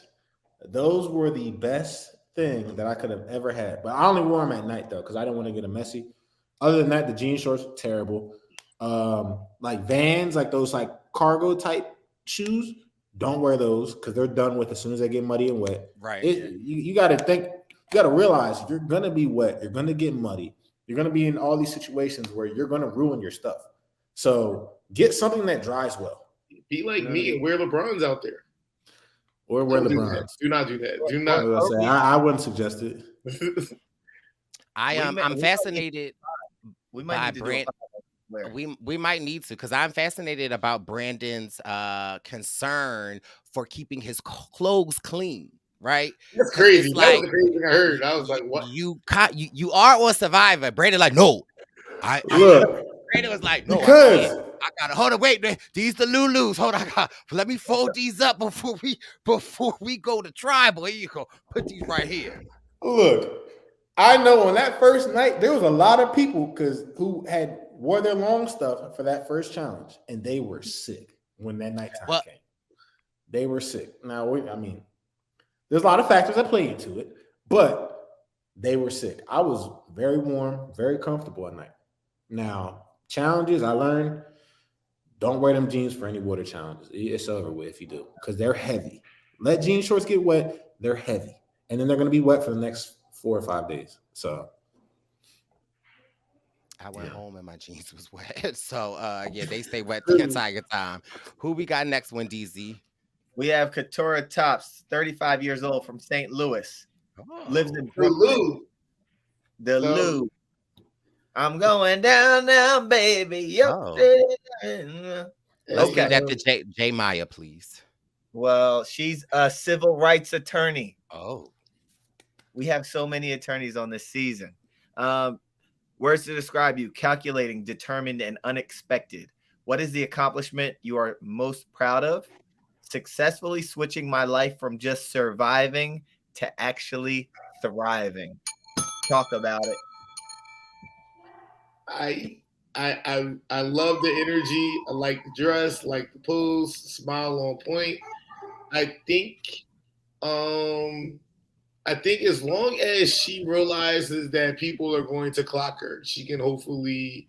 She's not going to be able to kind of get away with being underestimated in the setting of Survivor, whereas she may be underestimated in other settings. This setting, she won't be underestimated, and if she can peep that, she's going to do what? I think she's going to immediately come off as a strong woman. And I think that she, especially by other females out there, they're immediately going to look at her as a threat. Personally, that's what I think. I think that, like you said, if she can understand that and like kind of hone it and work around that, I think she's going to do very well. But like you said, she's not going to be underestimated out there. Yeah. She needs to link up with my girl Emily quick, and it's a wrap. My advice to Mrs. Tops is contact your banker and let them know you got $1 million coming your way, because I stand for everything that she stands for, and I feel like her making that switch to just surviving to thriving. I feel like sometimes on Survivor it's so pivotal. You have so many people at different walks of life and at different phases in their life, and for her to be at the point of life of where she's at, where she is thriving, I feel like that is a whole nother level that can bring to her game that will help her. So my thing is prepare for the check, Miss Tops, because I feel you, sis. Okay. All right, okay. Wendeezy, you got something for her? I think she looks very strong. She's obviously very smart. She's a civil rights attorney. Again, like you said, I feel like I stand for everything that she stands for. And I hope that she can, because sometimes you see some funny things out there on Survivor, and sometimes the game requires you to make some difficult judgments out there. And I hope that she can, if she has to encounter any of these things, I hope that she can. I know that she would want to speak up about things, and I think that she is. What's going on in the background of somewhere? I think I think somebody cooking. Cottom, you got pots and pans being banged over there? Is that me? I think there's a little girl out here smacking around some pool sticks or something crazy. I don't know. Anyway, I'll mute myself. No. Don't even. No, I just think that I feel like Katurah is equipped with. I think she's equipped to make some powerful moments on this show, and I'm excited to watch her. I guess my advice is, like, when you're having these deep conversations, like, sometimes America doesn't hear you, and sometimes it takes someone that is very smart and can communicate it very well, is very eloquent to get those messages across, like a Jamal. And I feel like Katurah could be someone like him, and we'll see what happens out there with her. I think she could go very far, though. I mean, she's the first person we all said she's a threat, and I feel like that's the thing where it comes to this. When you have a confidence and you present yourself a certain way in this game, so I feel like that's the biggest thing she's had to worry about, just being perceived as a super strong person and someone that you don't want to go to them with immediately. She gonna kill it though. I got faith. Let's go. So if she's a big threat, what do we get? She gotta get with the other big threats. They gotta stick together. Big threats have to stick together. You cannot. It's like there's no. It's like if anything is anybody. Once you put the foot on the gas, you get with the threats and you rock out. You can't do anything else. Yeah. Do you see her saying that she's an attorney out there? It's 6 of them. They gonna know. I feel like attorneys gonna know. Somebody gonna say something. They gonna look at each other. I feel like they gonna have a lawyer alliance, some way, some shape or form. And I would be remiss if I didn't say this, but I just feel like I don't see a threat, right? I see a strong player. I see a beautiful, bright, and shining queen, like I've seen a lot of other strong players. And I don't necessarily see that as a detriment to her game. I feel like sometimes the strong people could link up and it could be a great thing. So I just, want to put that out there because I want, my queen to thrive. Doubling down on the question again, now that you said there, because there are about 100 attorneys on this cast, you think that some of them will say that they're attorneys? People don't care about what school you went to, if you're an attorney. Like people do not care out there. I mean, Brandon. Tell Jesse Berkeley and Carla Berkeley. I knew they went to Berkeley. We knew they went to Berkeley. Yeah, and it showed. They're brilliant, and they got very far. They did great. Yo, here's the deal: the goal's to win, baby. Tell Cochran, Harvard.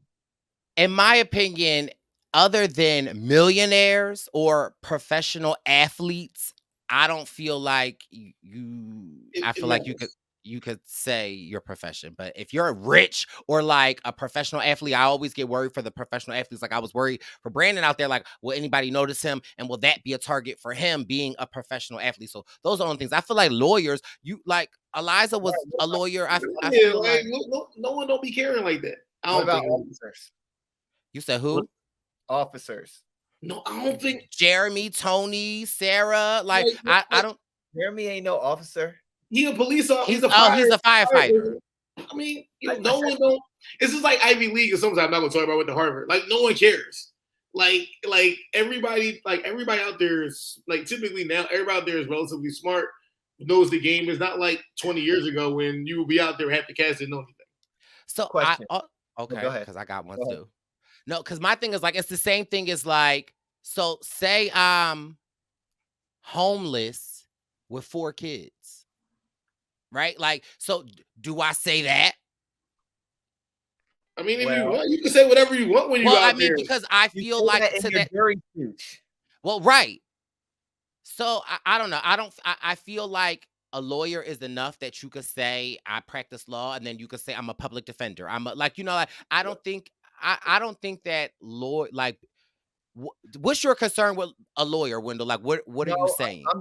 I'm just saying certain. I will take it off of just attorneys, but I'll say certain professions. Okay. And what's your concern with like attorneys though? I just think be concerned about attorneys. Love y'all to death though. Fair enough. And maybe me and Nick were just back to back, right? But some people think that they can negotiate and argue well and probably say something like a good jury speech and probably convince people and I think that they have a certain set of skills. I agree. You don't want to be a professional athlete or something like that. You don't want to say that, a Danny or a Cottom. But also now I go back to police officers. Do you want to say that? Tony didn't say that in his season for a reason. But then he won when all y'all knew. So I mean, like, well, right. That he made up a weird lie, and that people knew though. Like they're like, it was like a secure, still lie. Yeah. So I mean, whatever. It's all. No, I disagree. I just don't think no one cared no more. Like Mike got to the end too. So we'll see. Now we have a huge sample size of attorneys on this cast, and we'll see who shares it and who doesn't. I think someone might. There might be people that share, and I think there might be people that don't share. And I think there might be people that use certain language and sniff things out, kind of like Sarah Lucina sniffed out that Tony was a cop. I agree. Well, all right, let's keep it rolling. Who we got next? Oh. We have Kaleb, what is it? Geberwald. He's 29. He's from, these Canadian places. Port Coquitlam, Canada. I should have had you read it, Brice. He lives in Vancouver, Canada. He is in software sales. He describes himself as charismatic, opportunistic, and golden retriever. Oh, Lord. I'm excited to watch it. Hold on. There's a little more about him. What's one life experience you feel has prepared you for the game? Lifeguarding at 17 to start a painting business. I ran this business throughout university to pay for school. I've been failing lots all my life, but I have the life and street skills to bring to Survivor. I'm high on this guy. Mm-hmm. Yeah, I love that. Super high on this guy. I feel like he's athletic, but doesn't give off athletic. He's wearing the right stuff to kind of cover up his body. A Jeremy Collins thing, wear something big and baggy. Don't wear anything tight. You don't want people seeing what you're working with. I feel like software sales is very tough because you're connecting with people over the phone with very little information. You have to make a connection really quickly. So I feel like that is something that's going to serve him well in this game. And I think Canada has a great track record too. I feel like just your mentality about, you know, being Canadian, I feel like you're automatically just, it's different from America. So you have more of a genuineness to you in general that's authentic because that's Canada has a different culture. It's like when you go down south from Philadelphia, it's like, oh, everybody's so nice down here. It's like they say speak when you walk. I feel like that's how Canada is, and that's a lot different and always typically a lot bearable in the game. So I'm excited. I feel like as long as he can not be too well liked and too dynamic, I feel like he's going to be one of the people that Tribe's going to depend on in the challenge. And just hopefully he can just kind of keep the heat off him as just enough so he can make some moves against the end. But I really hope he does well. I agree. But excuse me because I've been over here doggy paddling. I'm drowning. Okay. Because Kaleb, come get me. We love Kaleb. He ain't gonna save you, bro. Kaleb would not let me drown. And dare I say that purple patch on his pants is not there by coincidence. I love a story like a Kaleb. Like, right. And honestly, when DZ talking to you the other day, very similar almost to your story, right? Like, I feel like you're entrepreneur. And I feel like you failed at a lot of things prior to going on to Survivor. And once you started walking in your path of what you wanted to do, I see greatness in Kaleb. I see friendly, got a very approachable swagger, colorful. Like, I don't know. I just feel like for someone to wear pants like that out there, that's not a coincidence, right? I feel like it's more than just more than just colorful, right? I feel like those are statement pants, right? And I feel like, in my opinion, looking at them, that's patchwork. And that's diversity. That's like inclusion. That's a lot of different things that I'm seeing in this brother, Kaleb. Got the hair. We can see he got a little chest on him. Casual. He has worked hard. He's failed a lot in life. I mean, in my opinion, it's like 2025 Zaddy calendar material if we ever saw one. Okay. I got a question, Brice. 3 words to describe you: charismatic, opportunistic, and golden retriever. What's he mean when he calls himself a golden retriever? I'm assuming the golden retriever is the family-friendly dog that is loyal, that is protective, that I don't know the other. Beethoven wasn't a golden retriever, was he? Nah, man. The golden retriever can swim, catch the frisbee. Out here just having fun. But see, golden retrievers can also get distracted extremely easy, though. Oh. I can see that happening too. You know what I'm saying? But I like you were saying, I'm high on this guy too. I love the fact that he was saying, like, yo, I failed multiple times in life. So he's not scared to go out there and make a mistake. And that's the game of Survivor. You can't go out and be hesitant, because when you hesitate, that's when you get got. So I'm high on this guy. I think that, you know, I'm interested to see the golden retriever side, because that part can, you know, that can go either way too. Like, you know what I mean? You got to stay focused on what you got going on. But everything else, he looks like a charismatic guy. Like, he looks confident. When you come out there with that fit on, you got to be confident. I mean, you know, I'm high. I like him. I like this guy already. I'm going to say, and I know we weren't supposed to do any extra additional research. When I was just scrolling on my gram, I saw like a clip of him, and I'm like, wow, he is super charismatic. And I think something he said was that he became a lifeguard. He tricked them into hiring him and never knew how to swim or something like that. And he did something like he doesn't know anything about software, and he's in software sales. And so he has. Wait, hold up. Well, yeah, right, because that's a little problematic. I was about to say, hold up. Now, wait a minute. He tricked him into giving him a lifeguard job without being able to swim. Now, wait, I just was drowning. Whoa, that's wild. He's not gonna save you, Brice. He ain't gonna save you, Brice. He gonna win Survivor, but he will not save you, Brice. Now, wait a minute. That'd be hilarious, yo. Brice be so these I don't know what. I'm out here in 13 feet, Kaleb. Kaleb be like, I don't know what you're gonna do, bro. Now I'm questioning his judgment a little bit because to even Lifeguards apply get for a paid- lifeguard job without being able to Lifeguards get swim, paid a lot of it's money, and kids crazy. don't drown that often. You know what I'm saying? It only takes one time. Right. Like, it only takes one time. That's This crazy. begs the question: did he trick Survivor to getting on Survivor, and he still can't swim? I hope not. My second question is he still just lying to Survivor, and maybe he did know how to swim, but he did know how to swim, but lied about how to I'm swim. a fan of lying to Survivor. I would lie to Survivor. I would lie to Survivor, but not about knowing how to swim because they're gonna put you in the water. That's one thing for yourself. You just should not lie. You'll figure it out, you know. All right, that sounds good until you're in the water, but you know, that's neither here nor there. They'll be like, he's not coming up, so. Just like he's been a Survivor for 15 years. He's just playing. But yeah, Kaleb, we're gonna have to talk about that.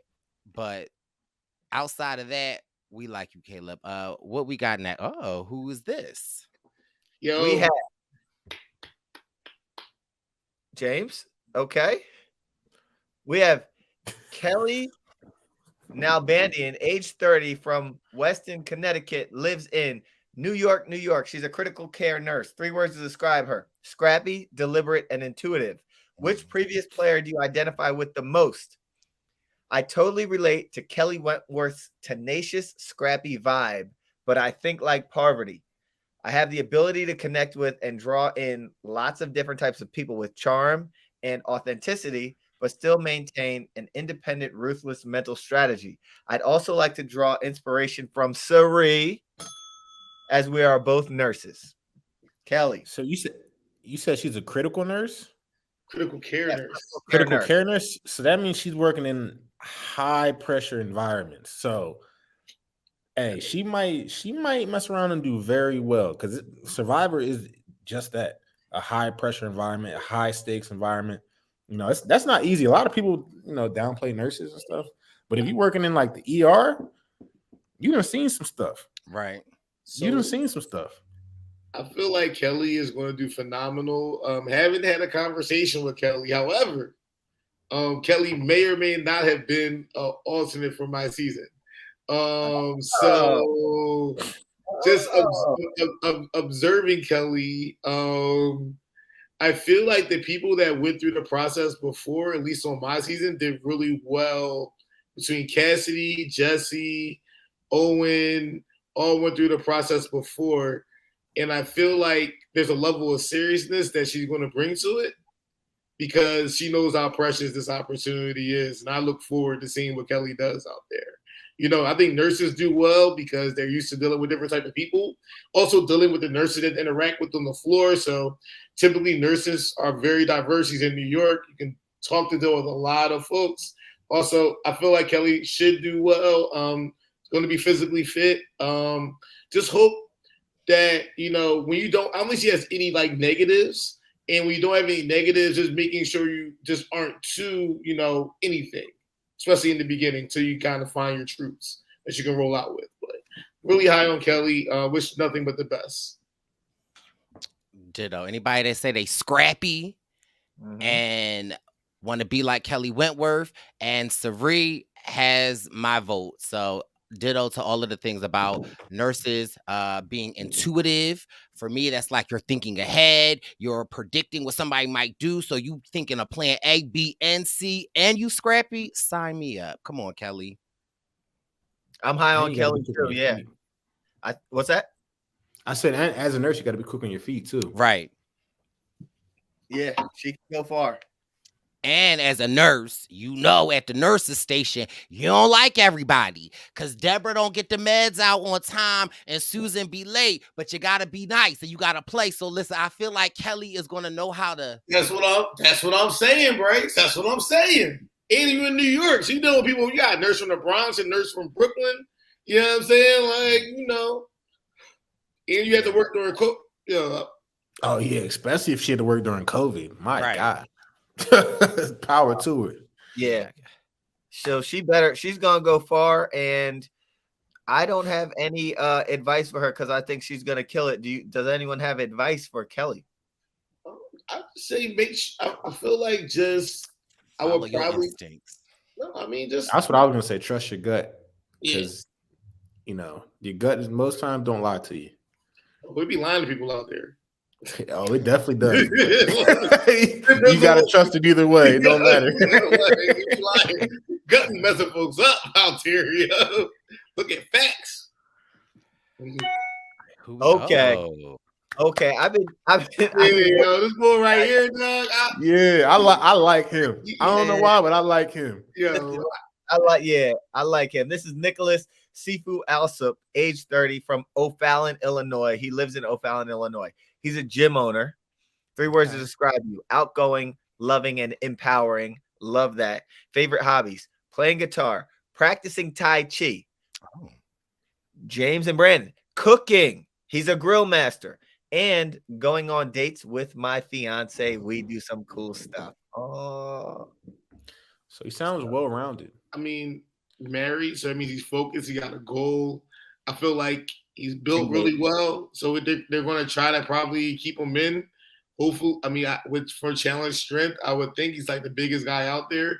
But I also think he's not big in a way that's kind of threatening to, I think, from a merge category. So I feel like he's going to do well. Owning a gym, we deal with a lot of different type of people. Discipline, from Tai Chi. I'm excited. I feel like it's going to depend on his tribe. If he can vibe with his tribe, he's married. A lot of them younger, may not be married. So, like, if he can vibe with his tribe and make it to the merge, I feel like he may be able to do some damage. I would agree. I like him. I think he is bold. Wearing that cheetah pattern is, a statement piece. Yeah. He also, for some reason, I get a young 2023 Mr. T vibes from him. Okay. I feel like he built tough. Now, the only thing that worries me is that I read a little bit more about him, and they were asking, what is something that people wouldn't expect from you? And he was like, I like Dragon Ball Z. And I feel like looking at you, I would be like, you watch Dragon Ball Z. So it worries me that his perception of himself or how people see him might be off. So that just worries me in the game a little bit, because I feel like he watched Dragon Ball Z. I feel like he like Pokemon. I feel like he like anime. I don't know. I feel like I get something from him, but I definitely like him. I think he'll be a positive spirit, and he will play the string of the guitar to its own chord. He's going to be fun to watch. Yeah. I feel like just even what you said, I feel like that makes him even more well-rounded, to be honest. Right. Because now that gives him more reason to connect with some other people who might be into anime. Because you wouldn't just look at him and be like, oh, this guy's into anime. This guy cooks. He plays the guitar. You know what I mean? So when you have all those different experiences, it makes it so much easier to connect with people on different levels. Because who knows? I can't remember his name. What was the tall guy? Drew.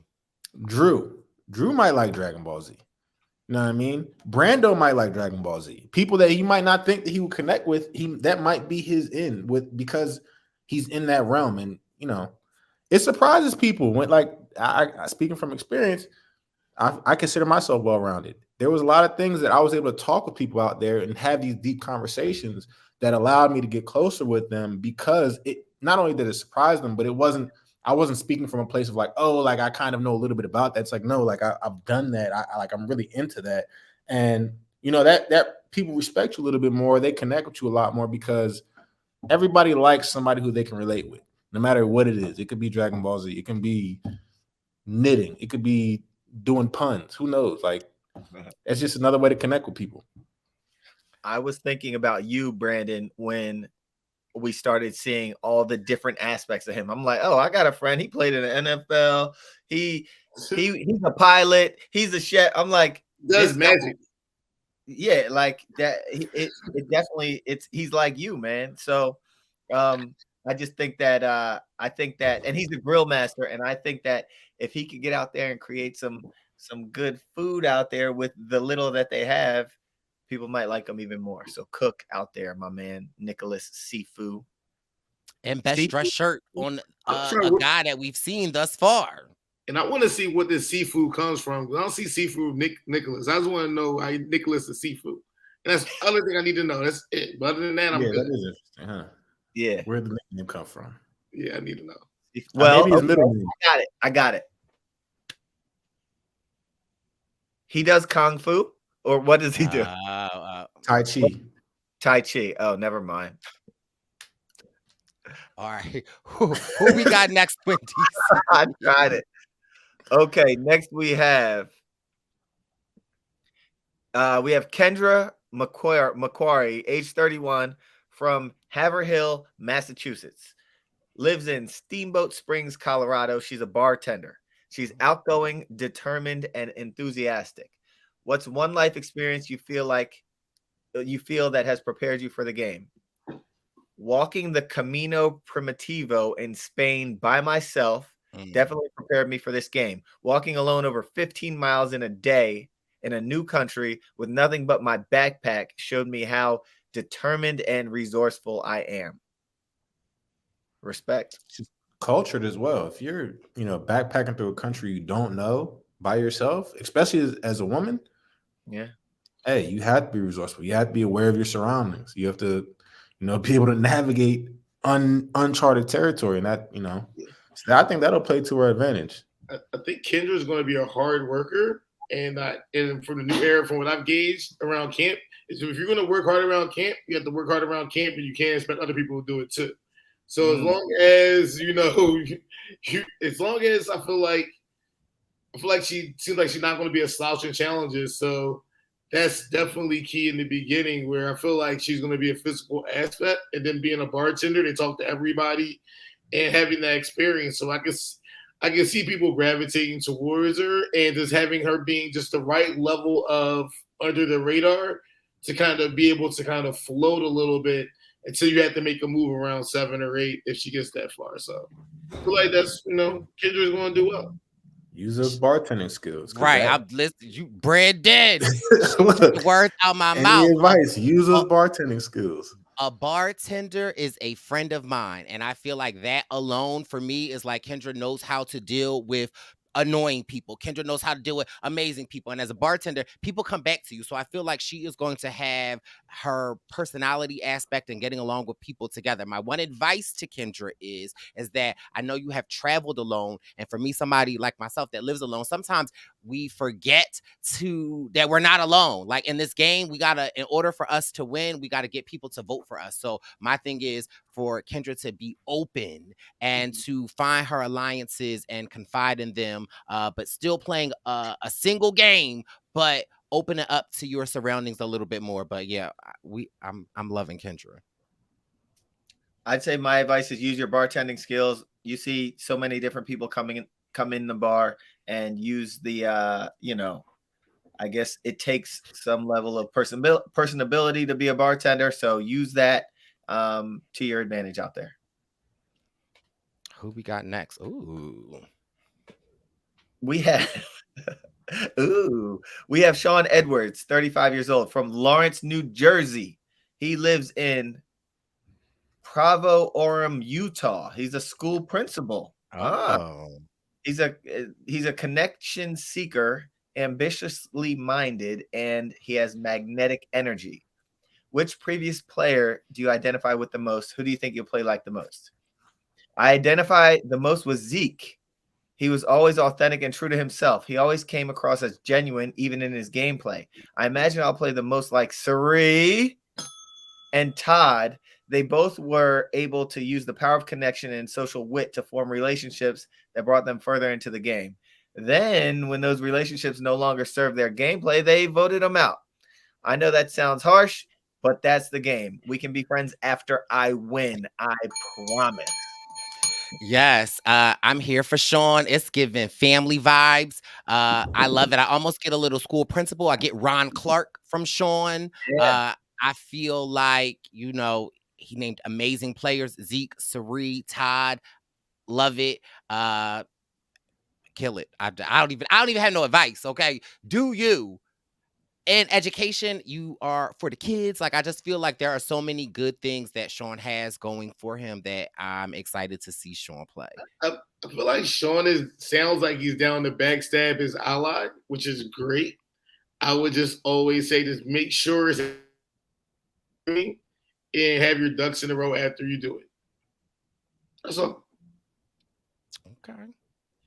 I'm also getting Ron Clark energy, Brice. Like, he's a school principal, and he has this magnetic energy. Ron's like the school. Oh, he's the school. I don't know if is he the principal also? I'm not sure. I don't know, Yeah, but that he is school's cool. amazing. Regardless, like, this guy is the leader of his school, and if we remember Ron Clark on his season, he played a little sneaky here and there, and it seems like Sean is willing to do that, but it also seems like Sean is willing to make the connections. So I'm excited to see if Sean can take this almost like a Ron Clark archetype and take it a step further and really nurture those relationships and see where it goes. Those are some horrible shorts for Survivor, though. I'll tell you that much right now. Those Are they some Gene? Are they George? Those are that is some horrible shorts for Survivor. Like, that is like those are shorts you should never wear as a Survivor. Like, but solid for your cast picture, but not on Survivor. Gene I'm shorts. wearing shorts right now. Yo, bro. They're cool. Yo. They're cool for now. You feel what I'm saying? But don't wear them out there. Nah. All right. You're gonna regret it. You can only wear long jeans. You're gonna regret it. I'm trying to tell you. Not long jeans. All right. Who do we have next? Okay. We have Sabiyah Broderick, 28 years old, from Locust Grove, GA. Currently lives in Jacksonville, NC. She's a truck driver. 3 words to describe you: resilient, vibrant, and proud. What is something we would never know from looking at you? I'm a truck driver. I have 4 brothers and no sisters, and I'm a Marine. Who in your life is your biggest inspiration and why? My parents.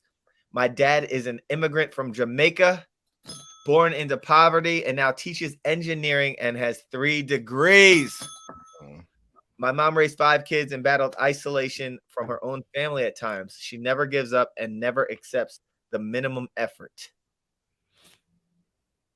Sabiyah or Sabiyah, regardless, she's gonna be strong. I think she's strong. Yeah.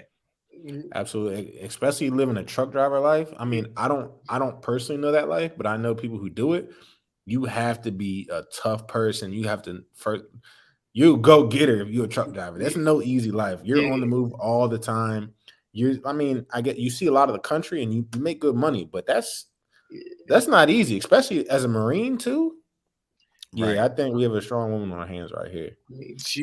She's going to be definitely an asset to the tribe, I feel like, from a physical standpoint, definitely from its organization standpoint. Like, I think people forget how much stuff you actually, depending on how you want your camp to be, like how much stuff you really have to do in the course of the day, from firewood to food prep to look at, like, and she's a person I feel like will kind of be able to be a great worker, but may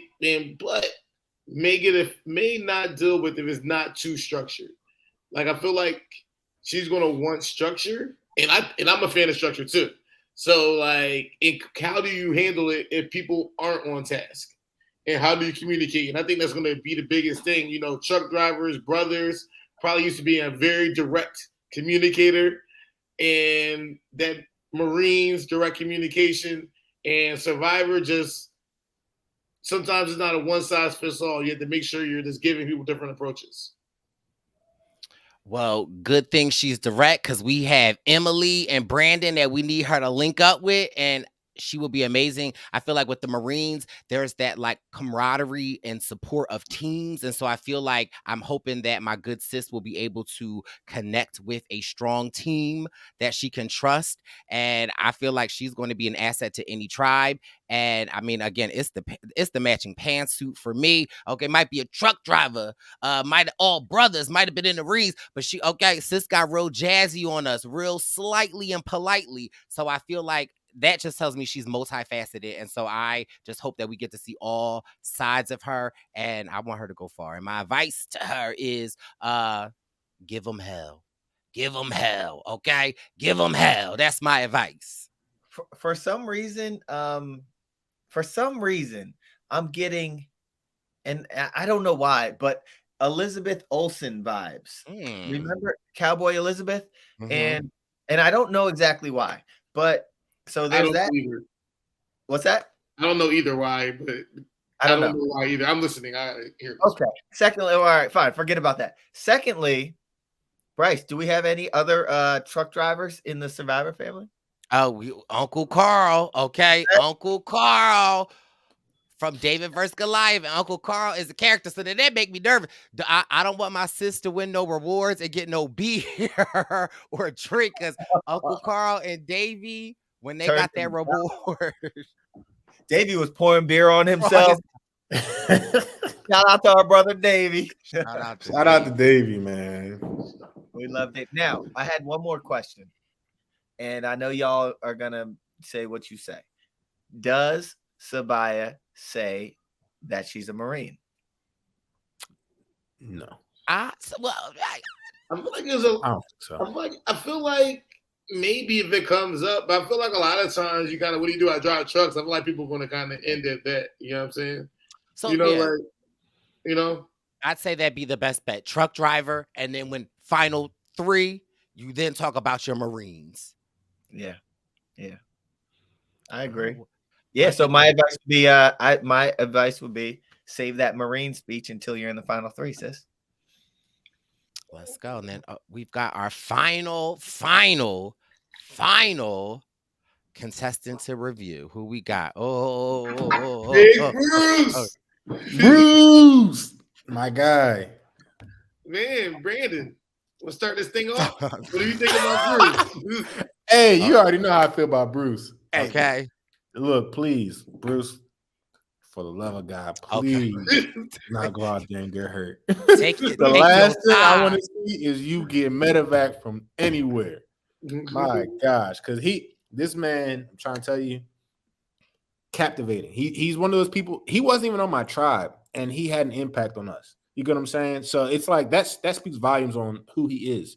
Without having a conversation for real, without really getting to know him, we felt Bruce's energy. So I already know, which it could be, it could actually go either way. It could be very, very great for him, or it could be a detriment, because you have to know, they do know who Bruce is at this point. I mean, right. They've seen him out there. They saw how everybody felt about him in literally a day.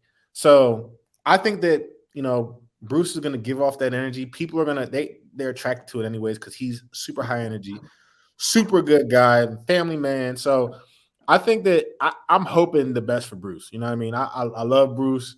I'm excited to see him work.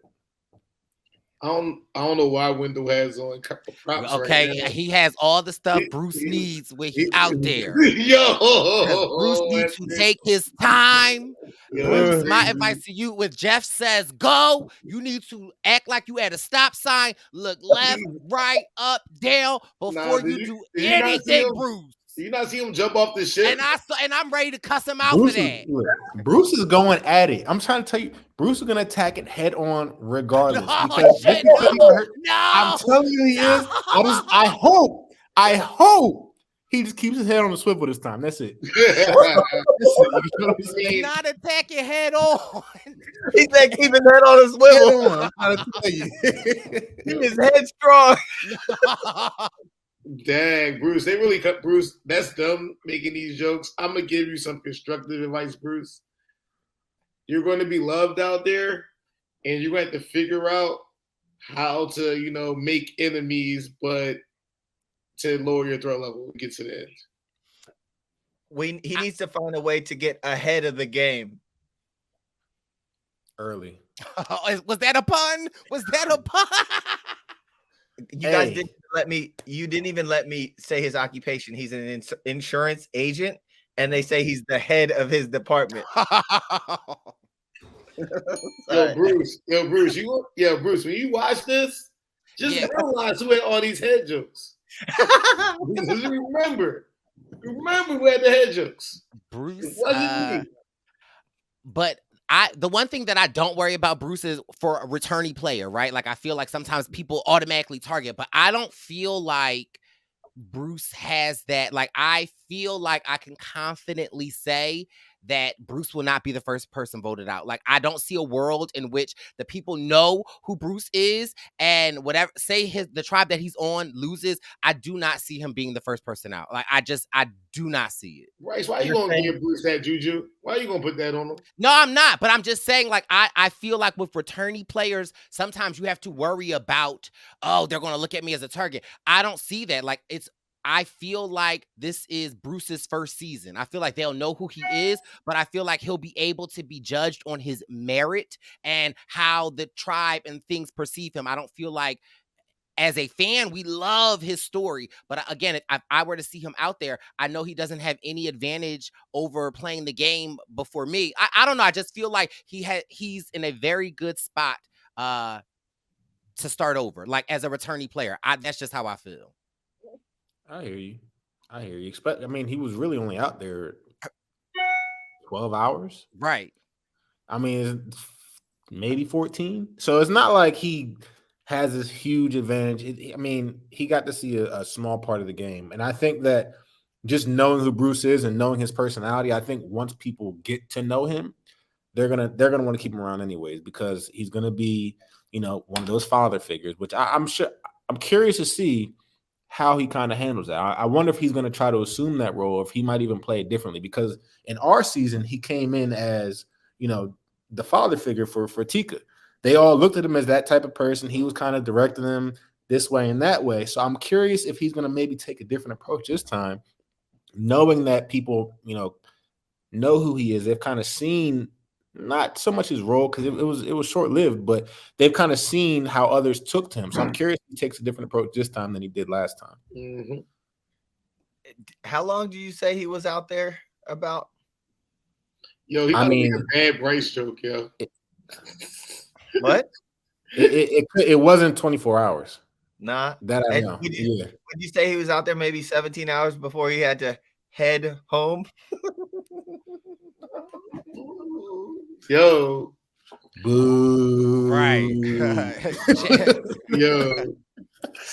That was a good one. I was saving it up for a while. Yo, Jay Meyer will cook you, yo. Right. Yeah. Jay yeah. Jay Meyer will cook you. Jay Meyer, get on him. Okay. Jay Meyer will cook you, right? This is not a pun. Bruce has the personality to win this game. He has the likability, and he's that kind of person. And he reminds me of Jeremy. You know what I'm saying? Like, people have these like personalities that are like, they're just magnetic. And I think Bruce is one of those people. But so, he has to turn that down. Jeremy had 2 idols. Like, it took a lot for Jeremy to win. Like right. He had, it's like, I think he's going to be super too well liked. And like, he's going to walk in as a threat that's going to be useful. Like, he's going to be a useful threat until he has to navigate that second part, which I think is the hardest part to kind of navigate. When you are a threat, people do like you, but so there's no reason for it to continue. How can you get people to continue with you after the merge?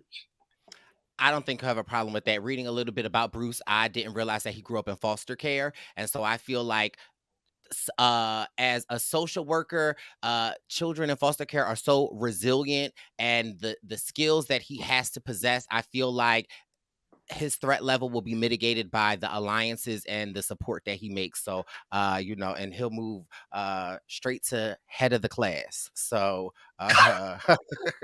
Brice, I'm gonna disagree with you, because first of all, if you're if you're in foster care, I would save that for your jury. Your final. No, I'm just saying, I didn't say that he's going to go out there and say that. I'm saying that makes him. But I know. But to speak to what James said, as far as when you're so likable, and like, even if you have your alliances in this era of Survivor, people know, like, he's my ally, but he's too likable. Like, we know that we're gonna have to snipe him at some point. People know these things now, and and anyone can get it in this age. Like, anyone can get sniped in this game. So I'm scared for Bruce. I think his likability can bring him so far. And the fact that he's probably going to be good at a lot of stuff out there can bring him so far. But I think that because of that, that's going to be the reason why people at some point are like, we finally got to get this guy out. Well, if that is the reason, that's the best reason to have for them to get me out. And maybe he plays up the clumsiness. Maybe he falls a little bit while he out there to mitigate that level that, you know, I don't know. I don't see him doing that. You don't know. Taking any chances. Nah, man. You don't know. When that whistle goes off or when Jeff yells something, he's going to be whistle. I'm in sports because I'm thinking like whenever. Oh, okay, Brice, the whistle. But it's certain things that happen from a competitive standpoint, and everybody on the island sees those competitors when those. It's like you look around, you know who's going hard, and you're like, oh. And I think that's the hardest thing to turn down when you are that person, because people still watch you. Like, I wish I did the wall thing and just shut up, just be like. But you're like, yo, that comes out, and people will see that, and they're like, oh shoot, this person is. And they all saw Bruce dive head first. Do I want it as much as him? And a lot of people going to look at it and say they may not want it as much as him. Well, yeah. My only advice to Bruce is stay ahead of the game. Keep your head up. Okay. Is my advice. But I guess we'll have to wait until September 27th to see how it all pans out. But I think what is sure to be true is that the advice that we have given is truly going to give somebody $1 million, right?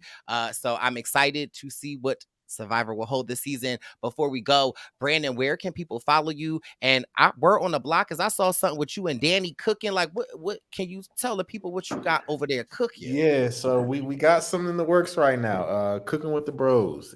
We've already got a couple episodes filmed. We're kind of having to put it on pause right now because Danny just had a baby. Oh, well, I don't know if I was supposed to say that, but shout out to my guy Danny. So we kind of put it in the pocket for a little bit. But yeah, that's going to be coming real soon. As far as everything else, follow me on Instagram _Cottom_42. Honestly, I don't even know what my Twitter is because I'm here and there on Twitter, but I think it's Cottom_42 as well. But yeah, man, it's gonna be fun. We appreciate you. And what's the Instagram for Cooking with the Bros? It's at Cooking with the Bros, THA Bros. Okay. Well, make sure we check and support our good brother Brandon out. James with the Good Vibes Only. What you got going on? Where can people follow you at? And tell us about what's the next event you got in the city and where people should follow. All right, so follow me on Instagram, J to the Jones. I'm on Twitter, but everybody thinks it's my burner account, so it's still J to the Jones, but way less followers. Next week, if you're in town, if you're in Philly, Taco Tuesday, we got $4 tacos and $9 margaritas all night at Frame, so stop through. Also, Black NBA. We got a party at Stratus on Thursday and a party at Noto on Friday. And I'm doing something with Isaiah Thomas on Wednesday at Continental Rooftop. If you're young and civically active and want to meet Isaiah Thomas, hit me up. And busy week, so that's my life, and I still work. So, but come on Taco Tuesday next if you're in town. And Brice and Wendell, y'all invited too. And so you be. Hey, we need to grill up, man. We right here. We gotta hop on the grill or something. Thanks. Make a seafood boil or something soon. Seafood boil. Brice get happy when you see air food. Yeah, bro. Listen, seafood boil. I'm here for that. And of course, Brice and Win Presents. We are headed back on the road. Make sure you check out Brice and Win Present on Instagram and Twitter. And Toronto, we'll see you the 27th. But DC, New York, New Orleans, Philadelphia, LA. Listen, LA. If you know, you know, click them tickets and get them tickets because it's a vibe. Well, Wendy, you have anything to say? You want to close us out? Well, I just want to say to our good friends, James and Cottom, thank y'all for joining us today. We hope to have you guys rap with us a lot more. Maybe we could do the what to wear pod or something like that. But yeah, it was an absolute pleasure. Thank you all for listening. We'll see y'all on the Brice and Wen Tour 45, and we out. Keep your head up. Survivor News. Survivor News.